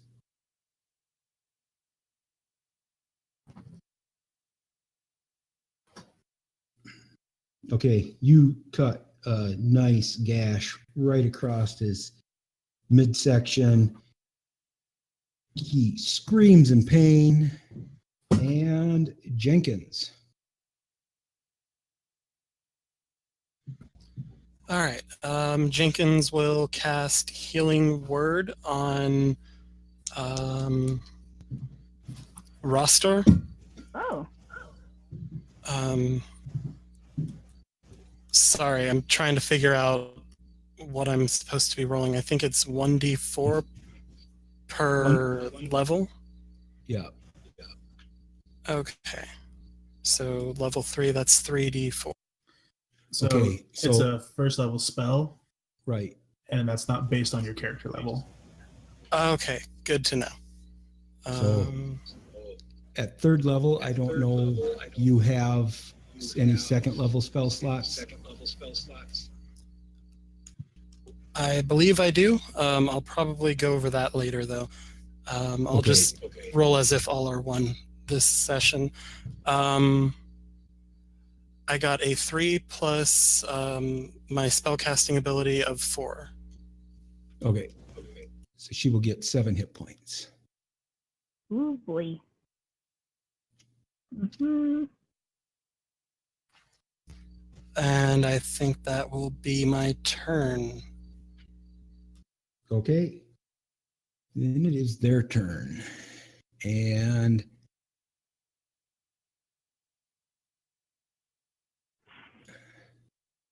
they are going to look at you, or the leader, number 1, looks at Zishar, kind of holding his belly and says, "This is not over yet. The master will have words with you.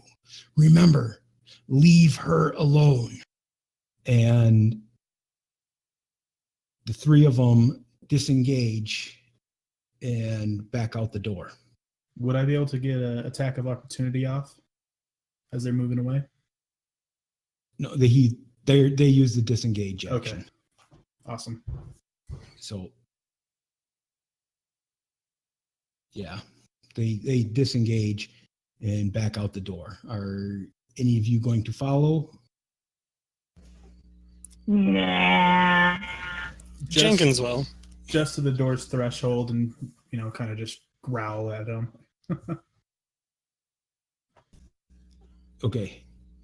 They will, as you get outside and as Jenkins goes out, you see as they're running, once they get out the door, they turn and start running off, and you see 3 wolves. By the time you get to the door, you see 3 wolves disappearing into the woods.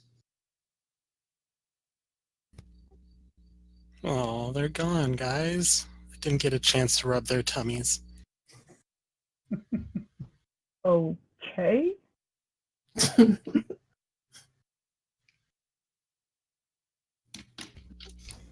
So, about breakfast, do you think are we still on for breakfast? You see Uh, the barkeep is backed up against the wall behind the bar, and he's like, out, out, out. But I paid good money for those eggs. Those terrible, disgusting eggs. Take your gold and out. All right. well, I think we made a good impression. I don't really understand what happened. It's not like we started a fight with them. Why'd we get kicked We out? won. Ismar will say, Ismark will say, we've attracted his attention. Nobody wants to draw his ire.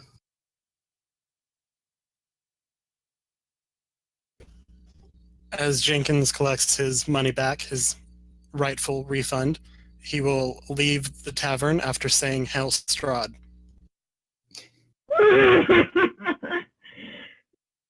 You crack me up. Okay. Ismark will look at you and say, I'm going to go make sure my sister is safe. Do you want to come with me, or do you want to go speak to Madam, whatever her name was? It's like Eva or Ava or something. Yeah, Eva.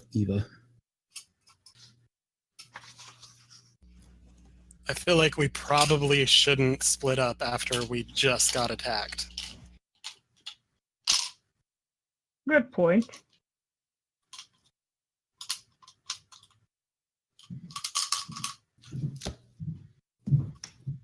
Well, I'll be fine. Strahd is still trying to woo my sister, so I think I'm safe. You guys, but you are more than welcome to come with me. Hey, are you sure, man? Seems like it'd probably be a little easier for him to get your sister if you're out of the picture. Well, he still wants to convince her that he's a nice guy.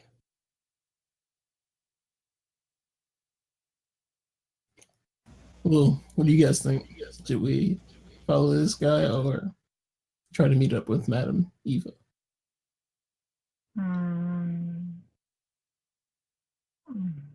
have no opinion either way. I mean, I'm fine with either, to be honest. I mean, we are trapped in damnation after all, so I'm fine with anything. I'm leaning more towards going to that one lady, Madam Okay. What's in the Bobber. Sure, Okay. why not? He will tell you to just continue down the path.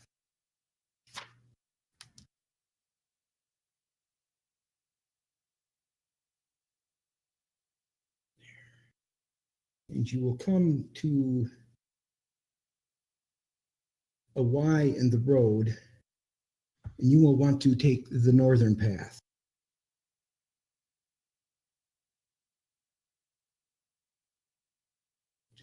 All right.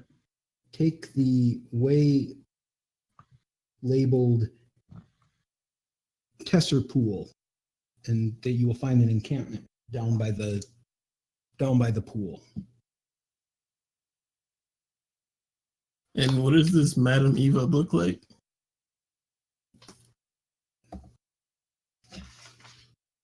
She will be short,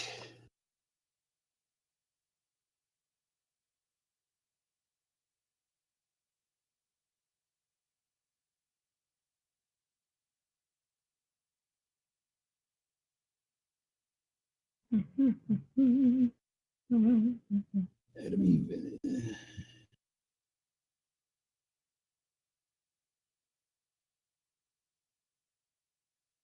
She is short, hunched over, very old, a long, pointy nose with a wart at the end of it. Oh. She sounds ravishing.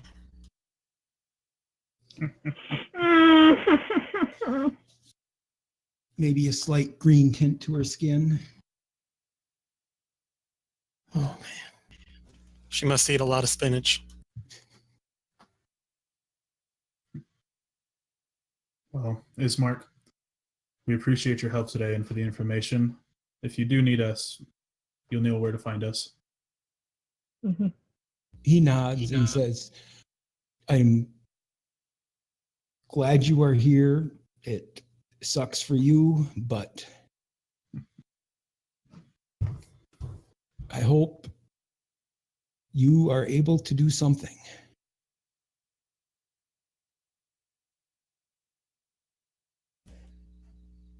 Godspeed. To you as well. So I guess we just set off then. Okay. Should we first check? Well, we probably can't really talk to any of these people here about our destination, can we?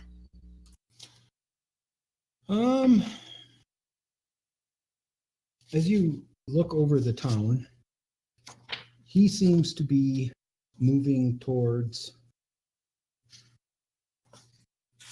a large, squat mansion that sits on top of the hill.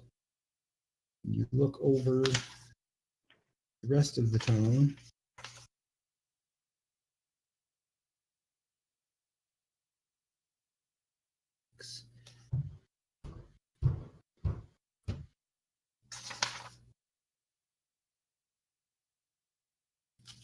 You see to the north, just to the north of the town, you see a church. If anybody would be willing, you would think a church, somebody at the church would maybe still be willing to talk to you.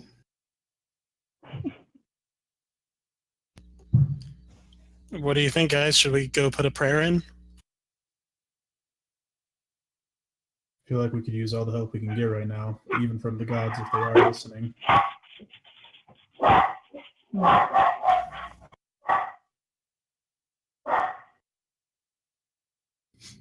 Okay, so you head off towards the church. Top a slight rise against the roots of the pillar, stone that supports Castle Ravenloft, stands a gray, sagging edifice of stone and wood. This church has obviously weathered the assaults of evil for centuries on end and is worn and weary. The bell tower rises toward the back, and flickering light shines through the holes in the shingled roof. The rafters strain feebly against their load. As you approach, the heavy wooden doors of the church are covered with claw marks and scarred by fire. Hey, Nut, you're a cleric. Yeah, I am. Go ahead. Oh no, I lead others to faith, but I'm not gonna actually open the door for you or anything. No, Roster was gonna say something. Go ahead, Roster. Oh, sorry. I was going to ask, like, if I could an investigation check on the claw marks and all that stuff. So, like, Okay. being a detective.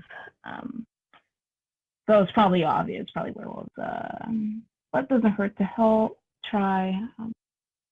An 18.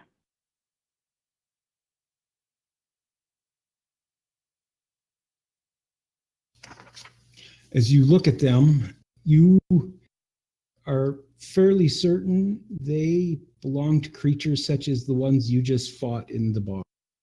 in the tavern. Oh. It was obvious, wasn't it? Oh my god. Well, since our cleric is hesitant to open the door for others, I guess I will. Okay, as you open the door is open to reveal a 10-foot, 20-foot long hall leading to a brightly lit chapel. The hall is unlit and reeks of mildew. 4 doors, 2 on each side of the hall, lead to adjacent chambers. You can see the chapel is strewn with debris, and you hear a soft voice from within reciting a prayer. Suddenly, the prayer is blotted out by an inhuman scream that rises from beneath the wooden floor. Jenkins is going to walk back out. Zashar, standing right behind him, pushes him forward. Now, cowardice is not the time right now, Mr. Jenkins. Well said. All right, well, hail Strahd. Here's hoping, we're not getting into anything too terribly. And as Hellstrahd leaves Jenkins's mouth, a clawed hand whaps up upside the head. Enough of that. He will definitely walk forward and kind of give a glare. Okay. So you walk in, you're in a hallway that leads, you can see the church proper ahead of you. You hear from forward the soft mutterings of prayer. 10, 15, 20, 25, 30. And you see a stone altar ahead of you on the other side of the large open area. And it's a stone altar, and behind it, somebody must be kneeling. You can't see him, but you see a bald head bobbing up and down a little as you hear you can barely hear, you can't make out, but obviously praying. Should we interrupt him or? I think we should wait, be respectful, and take this time to look for any critters in the area that might be serving our benevolent overlord, Strahd. Please stop that. Again, a clawed hand smacks you upside the head in the same spot. I'm just trying to make a good impression right now. So as the figure will look up and see you there and stand, and you see a good-sized man. He's wearing old, dirty vestments, balding head, and he says, "Oh, faithful of the flock, it's been so long. Please, come in." And he looks around a little, and at the debris that's scattered, and he will clear off a pew, and say, "Please sit. How may I help you? I am Father Donovic." Father Donovic, before I sit, what flock do you speak of? By the flock of the gods. It's, well, unfortunately, not many here bother with the gods anymore, but I try to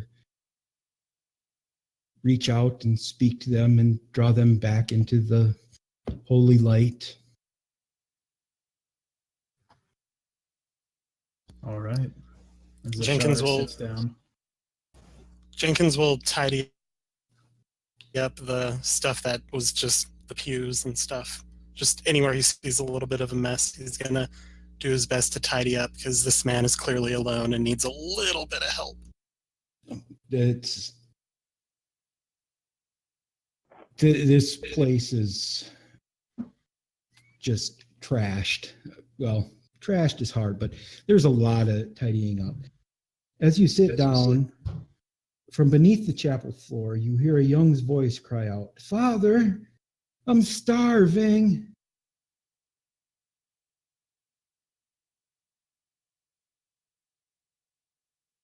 And Who was that? Jenkins is like, none of my business, and just keeps looking through the stuff that's laying everywhere and trying to tidy up, but mostly investigating. he will be, excuse me, it's unfortunately not that long ago. Some of the village members decided they had had enough, and they stormed the castle, and one made it back, but he's ill, and I'm caring for him and praying for him. So I need to. He's downstairs. He can't take the sunlight very well at all, so I need to keep him downstairs where it's dark. But I need to take him down some food, and I'll be right back. Do you mind if we join you? We may have a few questions to ask him. And I might be able to help with that sickness.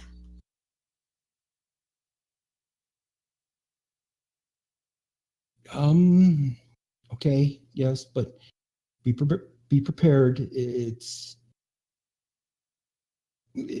not a pretty sight.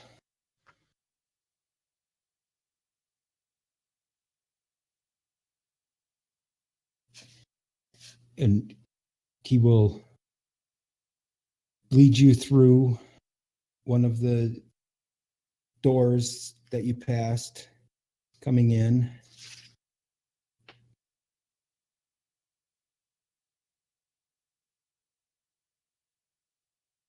It's in the corner, is set in the floor, is a heavy chain and padlock. A young man's screams can be heard through the door.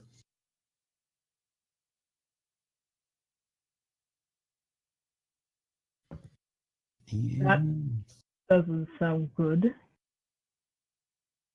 the church's undercroft has rough-hewn walls and floor.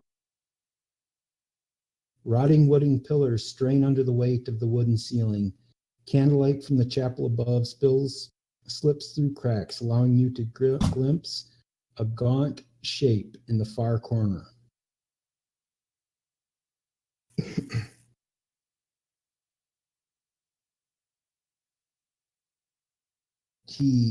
As you come down, he head lifts up. He smiles, and you catch a light glinting off a fang that is done. Oh, I smell it, Father. I smell blood, fresh blood. Let me eat. Let me eat. Oh, shit. And Donovich says, "No, son, please. We must pray. We must be strong. I brought you some oat gruel. Gruel. Ah, I need the blood. I need the blood." What exactly happened to him? Father Donovic looks sad, and his head bows. He fought Strahd. Terrible. Vampirism or something. You said an entire village went to go fight Well, Strahd together? there was about 15 men from this village went up. And he's the only one that returned? Yes. I'm surprised he made it back. You just some evils you don't fight.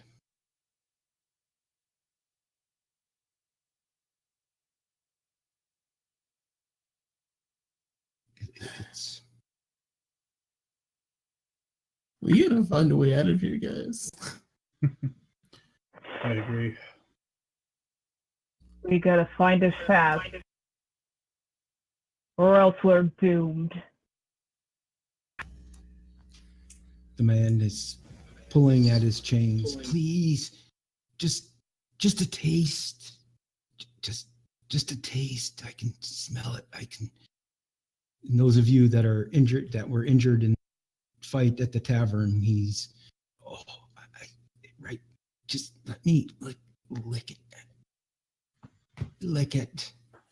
Boy, calm down your vampirism right now. Get a hold of yourself. Jenkins will slightly push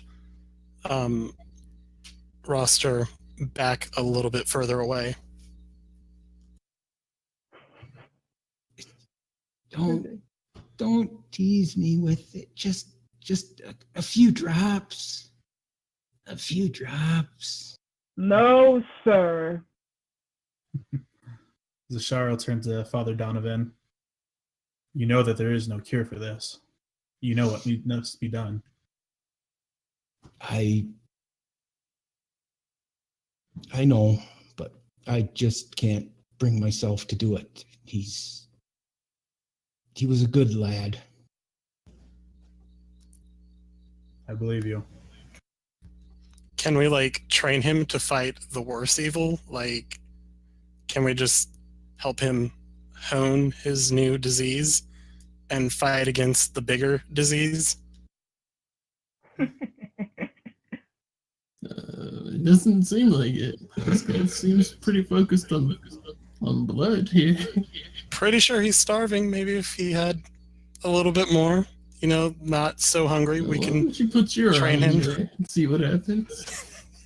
You're the one who's bleeding. He's not hungry for me.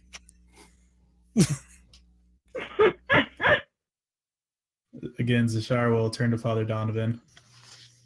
If needs be, I can end his suffering. Father Donovan you'll see tears run down his cheek as he bows his head, and he'll nod and says, "Yes, it must be done." And he will walk up to him and he will start praying softly, and he will look at you and nod. I'm gonna join in on that prayer. Are we certain that there is absolutely no other way about this? Can he be talked to? Can he engage in any form of conversation other than blood, please? Is blood literally his only fixation? Can we talk to him at all? Maybe I could do a history check, maybe, to see if there's any cure. Otherwise, I think he's screwed. I feel like murder is just kind of a waste in this situation. This is not murder. This vessel here is no longer a man, but a monster. Just as Strahd is. One monster versus another monster, just saying. Godzilla. Hey, we don't judge. Anything goes here. Not you're a holy man. What say you? I say we give him the mercy killing. Okay, I'm sorry, what was your history roll? Oh, right. For cure, of course. I want to see if there's anything. If not, then yeah, we're gonna ODL this. Can I do a medicine check as well? Yes. I unfortunately got a 5. Good rolls tonight. I'm so unlucky tonight. I hate it. 18 plus 4. Okay, you're both certain there's, especially, well, even if you had caught it right away, there's nothing. It's this person is dead. He is being kept alive by evil forces. I'm Can I sorry, cast- Jenkins Leroy, but we have no choice.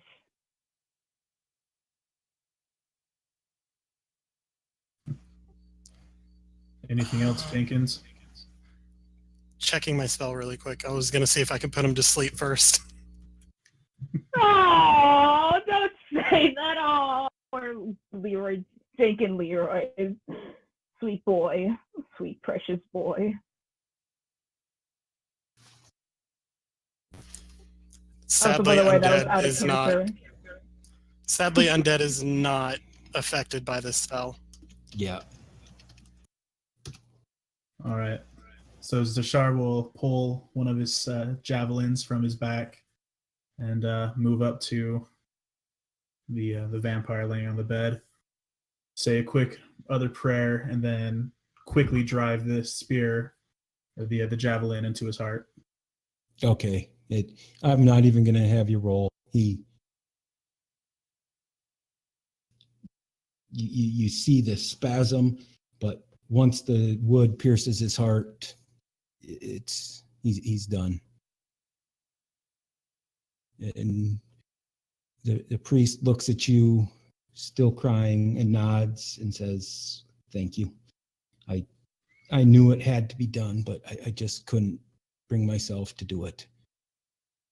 Know, Father, that there was no pleasure in this killing. It was done out of mercy. Of course. Yes. Okay. I will perform a service and bury him. I'm sorry. What can I help you with? What did you originally come to see me for? We're about to meet with someone named Madam Eva, I think, and we wanted to know if you had any information about this person. He will smile coyly and say, "Ah, yes, Madam Eva, the promise that so many look to, and instead of looking to the gods who they feel has abandoned them,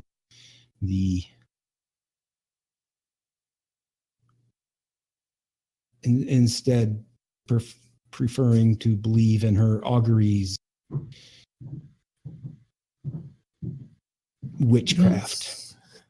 You don't sound so pleased with her. She does provide hope. I believe her heart is in the right place, but I don't know.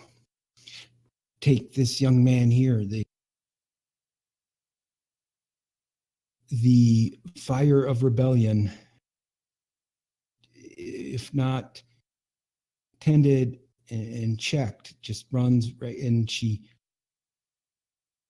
convinces them that with her aid and her guidance, they stand a chance. I don't know. It's part of me says that it's good because she gives them hope. But part of me, and maybe I'm just jealous. Maybe I wish they, like me, had found faith in the gods. But there is, you look about the land, and is there evidence of the gods here? Is there evidence of the great miracles that supposedly the believers of the faith can work? Most of us here wouldn't even be able to, even me, the holy man, I don't know the names of the gods.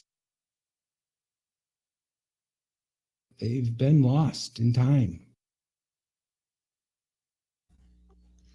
I feel like if you look outside at the claw marks on the church, the fact that this church is still standing is proof that there's somebody somewhere helping you.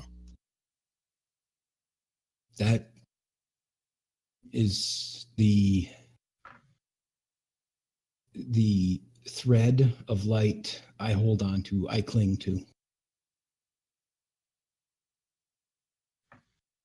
And that's what this entire area needs. That bit of hope to cling to.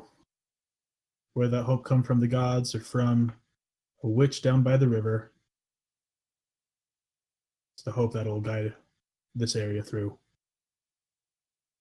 And that's so as I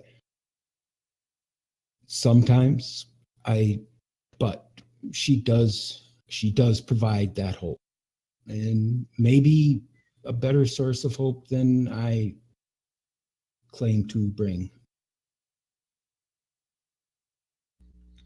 Maybe if you two were to work together and bring hope together,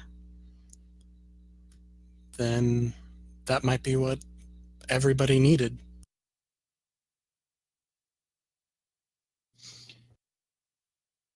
Maybe it is time I take a walk down there. I will see. Maybe tomorrow after I lay Odur to rest. Sweet, we can go together then. Okay. We can all pay our last respects here, and then go together. Okay. That I would love to enjoy your company for actually have a congregation as I perform the services tomorrow morning. Sounds like an excellent plan. Out of character, Jenkins totally ships this, so don't ruin this for him. Don't tempt me.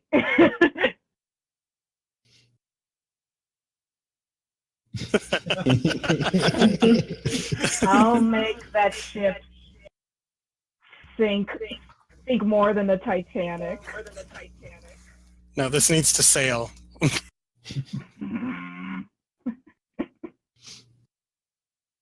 Okay, so the priest is going to carry the body upstairs, begin cleaning it.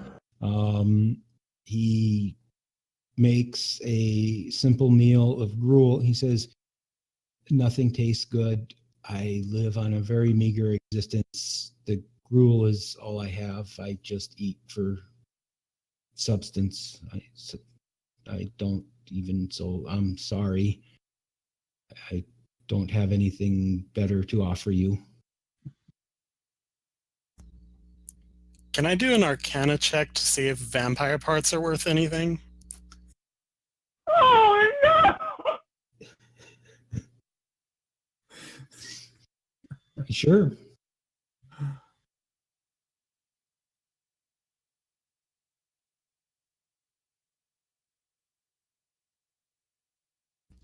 $17 plus 2. Oh. You think if you are fairly certain if you ever get out of here and get back to Waterdeep, you have, a couple places in Waterdeep where you could probably sell these for various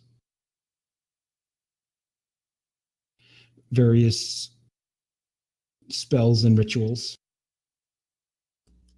Noted.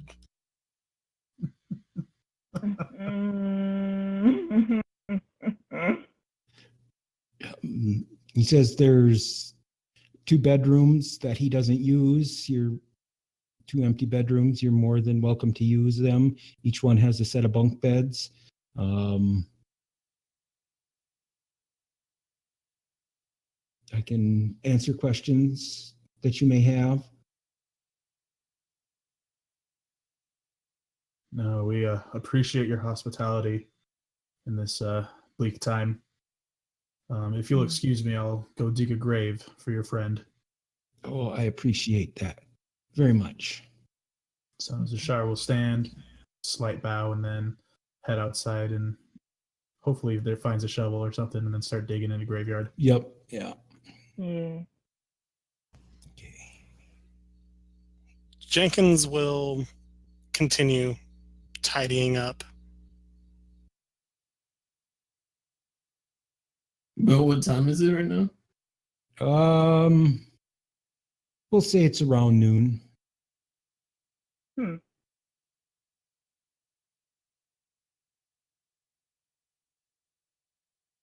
So you guys want to go check out this madam, or should we just stay here? I thought we were gonna bunk for the night in the church, and then head over there in the morning after the service. Yes. Yeah, I think it'd be good for us to be there when this gentleman meets the madam. And I swear to Strahd that I will not sleep this time. Okay. Keep telling yourself that. As evening approaches, Donovich will say, at midnight, be prepared. Something happens in Barovia every night at midnight. And as many of the previous adventurers that got trapped here are buried here in this cemetery, you will all see it. I say a prayer each night when it happens.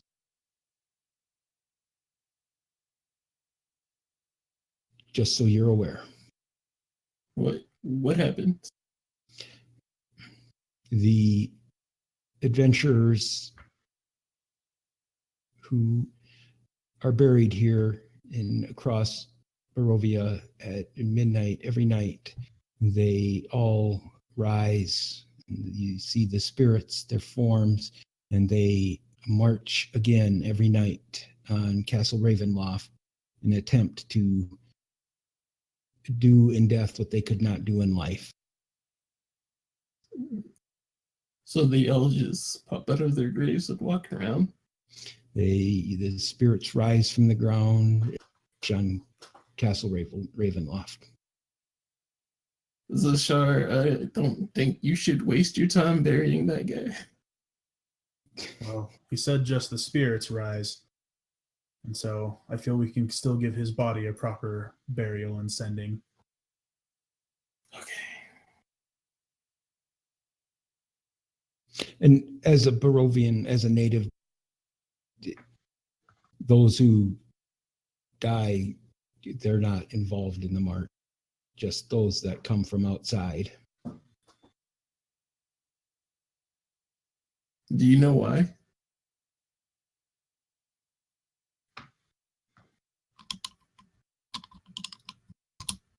Because they're trapped here with the rest of us. Their souls, their spirits cannot enter their everlasting rest as long as that creature remains in power. So about the spirits, do they just straight up mindlessly go and try to complete their task that they failed at, or can we like break bread with them, or what's that? They don't interact at all. They just rise up and march. If you try to get in their way, they will right through you.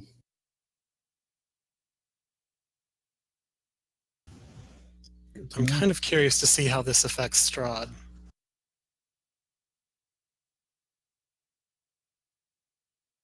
I'm not sure. No, I'm not sure.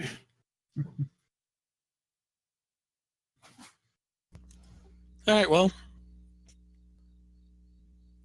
who's bunking with whom?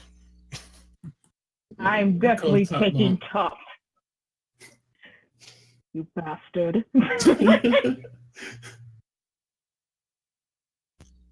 You don't need the top. You're not going to sleep. Oh. Well. Shut up. I'll take a room with a human. Make sure he doesn't do anything funny in the middle of the night. Be my guest.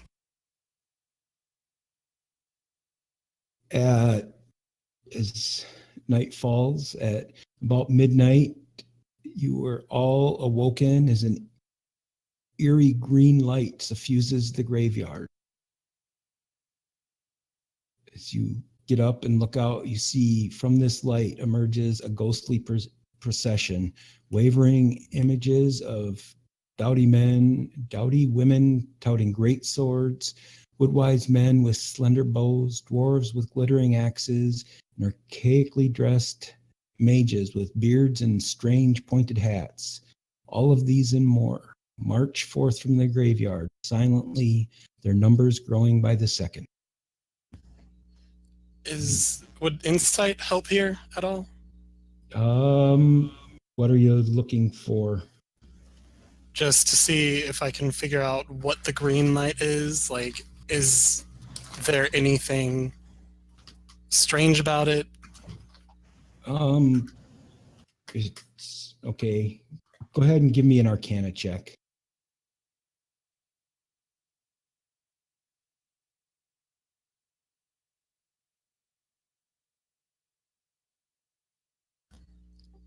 Six plus 4. Wait, no. Is it 4? Hold on. Yeah, 2. My bad. 6 plus 2.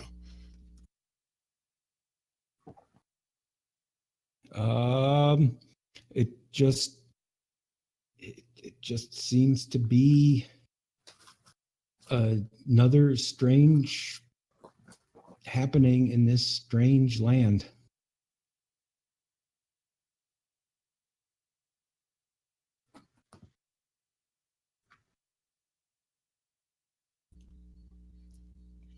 All right. Well, that's nice. This is nice. I'm enjoying this. And after about 15 minutes,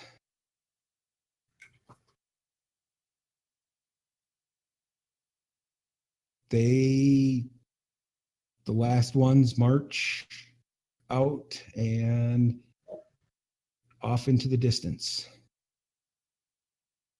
Hmm.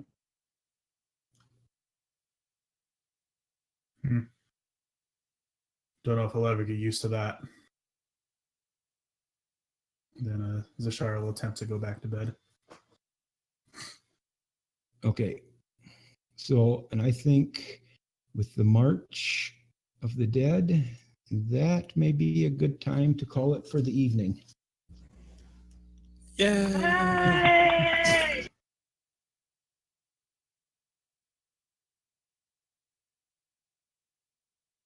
Okay, so we will go backwards from when we made introductions. So starting with Atavistic. Awesome. I'm super excited for this Curse of Strahd campaign, set in a creepy area that I've never played before, and really looking forward to playing with everybody here. And then Lyraque. Super excited to be involved in this. This is literally my second time ever playing. Oh, well, technically third because there was that one session 0, but yeah, super excited. Hail Strahd. And Tikada. Oh, hi. I really enjoyed this so far. I can't wait for next week, and I hope I did all right as roster. I was a little nervous. You did fine. You did fine. And Cinetic. Had a lot of fun. Can't wait for the next one. Still not quite sure what we're doing exactly, but Not sure. it's fun. Mm. I'm not sure. Yes, it's so it's something that takes a while for this story to start to make sense, but it's supposed to be very what the heck. I mean, I like how mystery based it is. I think it's pretty good. So Like a good mystery. and I'm, as with most DMs, running campaign modules, I take it and make some changes. So it's even a little different than, but so for sure, send me short-term goals for next adventure. That will help me prepare for next adventure, knowing what you guys want to do next, you know, what you see is important to do next time. So I am Stump-O-Matic. I hope everybody watching enjoyed this. I enjoyed running it. I originally bought this module because my wife is a big, huge Dracula and vampire story. The real vampires, creepy and scary, not the glitter vampires.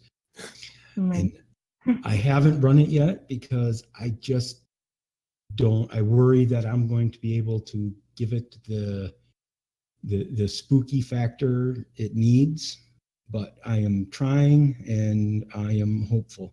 So 2 weeks, we will be back. Hope to see everybody in chat. It was great. I had a good time.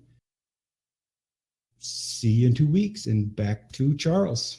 All right. Thank you, everybody, for coming and hanging out with us tonight at the Forge. I know there's a lot of other shows out there. There's the mighty Bubbernut sitting way up there with his fan base, and you got those guys, those jerks, Matt Mercer, Marisha Ray, and all those guys doing that CR thing up there. Everybody already knows about that. This is our own thing for Thursday nights, and as Stump said, if everybody wants to, you guys can go ahead and jump over on our Discord. Some of us will be hanging out in the Discord voice chat over there. Get a chance to meet you. If you guys ever want to jump in on a game, all you have to do is drop a follow on us over here and go ahead and get involved over on our Discord chat over there, which Firehawk put up there just a little while ago. Hopefully people can see that. I want to give a quick shout out to Magnet Mars and Mayvol for the follows. Welcome to our unique and yes, no, fuck it. It's dysfunctional family.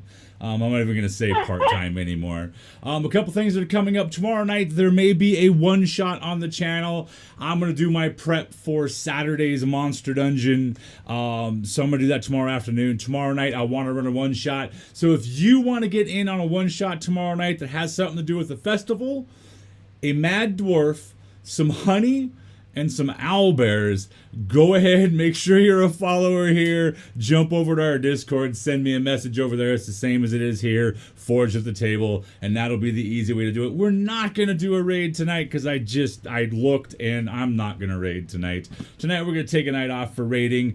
On Saturday, starting at 1 p.m. Eastern Time, be here. If you're looking for some serious story development, character development, high-end role-playing, you're not going to find it because me and 2 or 3 of the other Dungeon Masters that thrive on this channel are going to kick your ass all day long. We are doing a 10 to 11 hour meat grinder, the Dungeon of Doom. We're going to tag in and tag out throughout the day and try and kill as many characters as we can. The wonderful people here at our channel and over on our community got together on D&D Beyond. They made 55 awesome characters from 9th to 13th level. It's going to be our job to kill them. The way it's going to work is if you die, all I'm going to do is look at the chat. I'm going to say any takers. First person to say taker, we're going to pull them onto our Discord. We're going to hook them up with the character. We're going to throw them on the stream, and we're going to see how long they last. We're going to be giving away dice from Easy Roller throughout the day. We're going to have a prize for the person that survives the longest. If there are multiple people, I have decided how we're going to do it. If there are multiple people at the end, it's he who has the fewest hit points wins, not the most. So all you fighter, barbarian, super pumped up dudes, fuck you. Anyways, we're going to have a lot of fun this Saturday. Come join us. It's our way of celebrating Tabletop RPG Day or International Tabletop Day. We've got a bunch of stuff coming up. There's going to be some announcements going into our Discord chat tonight. There's a couple campaigns. That's what I was going to do. So I'm sure you guys saw the Photoshop stuff that kept popping in front of their faces. That was me.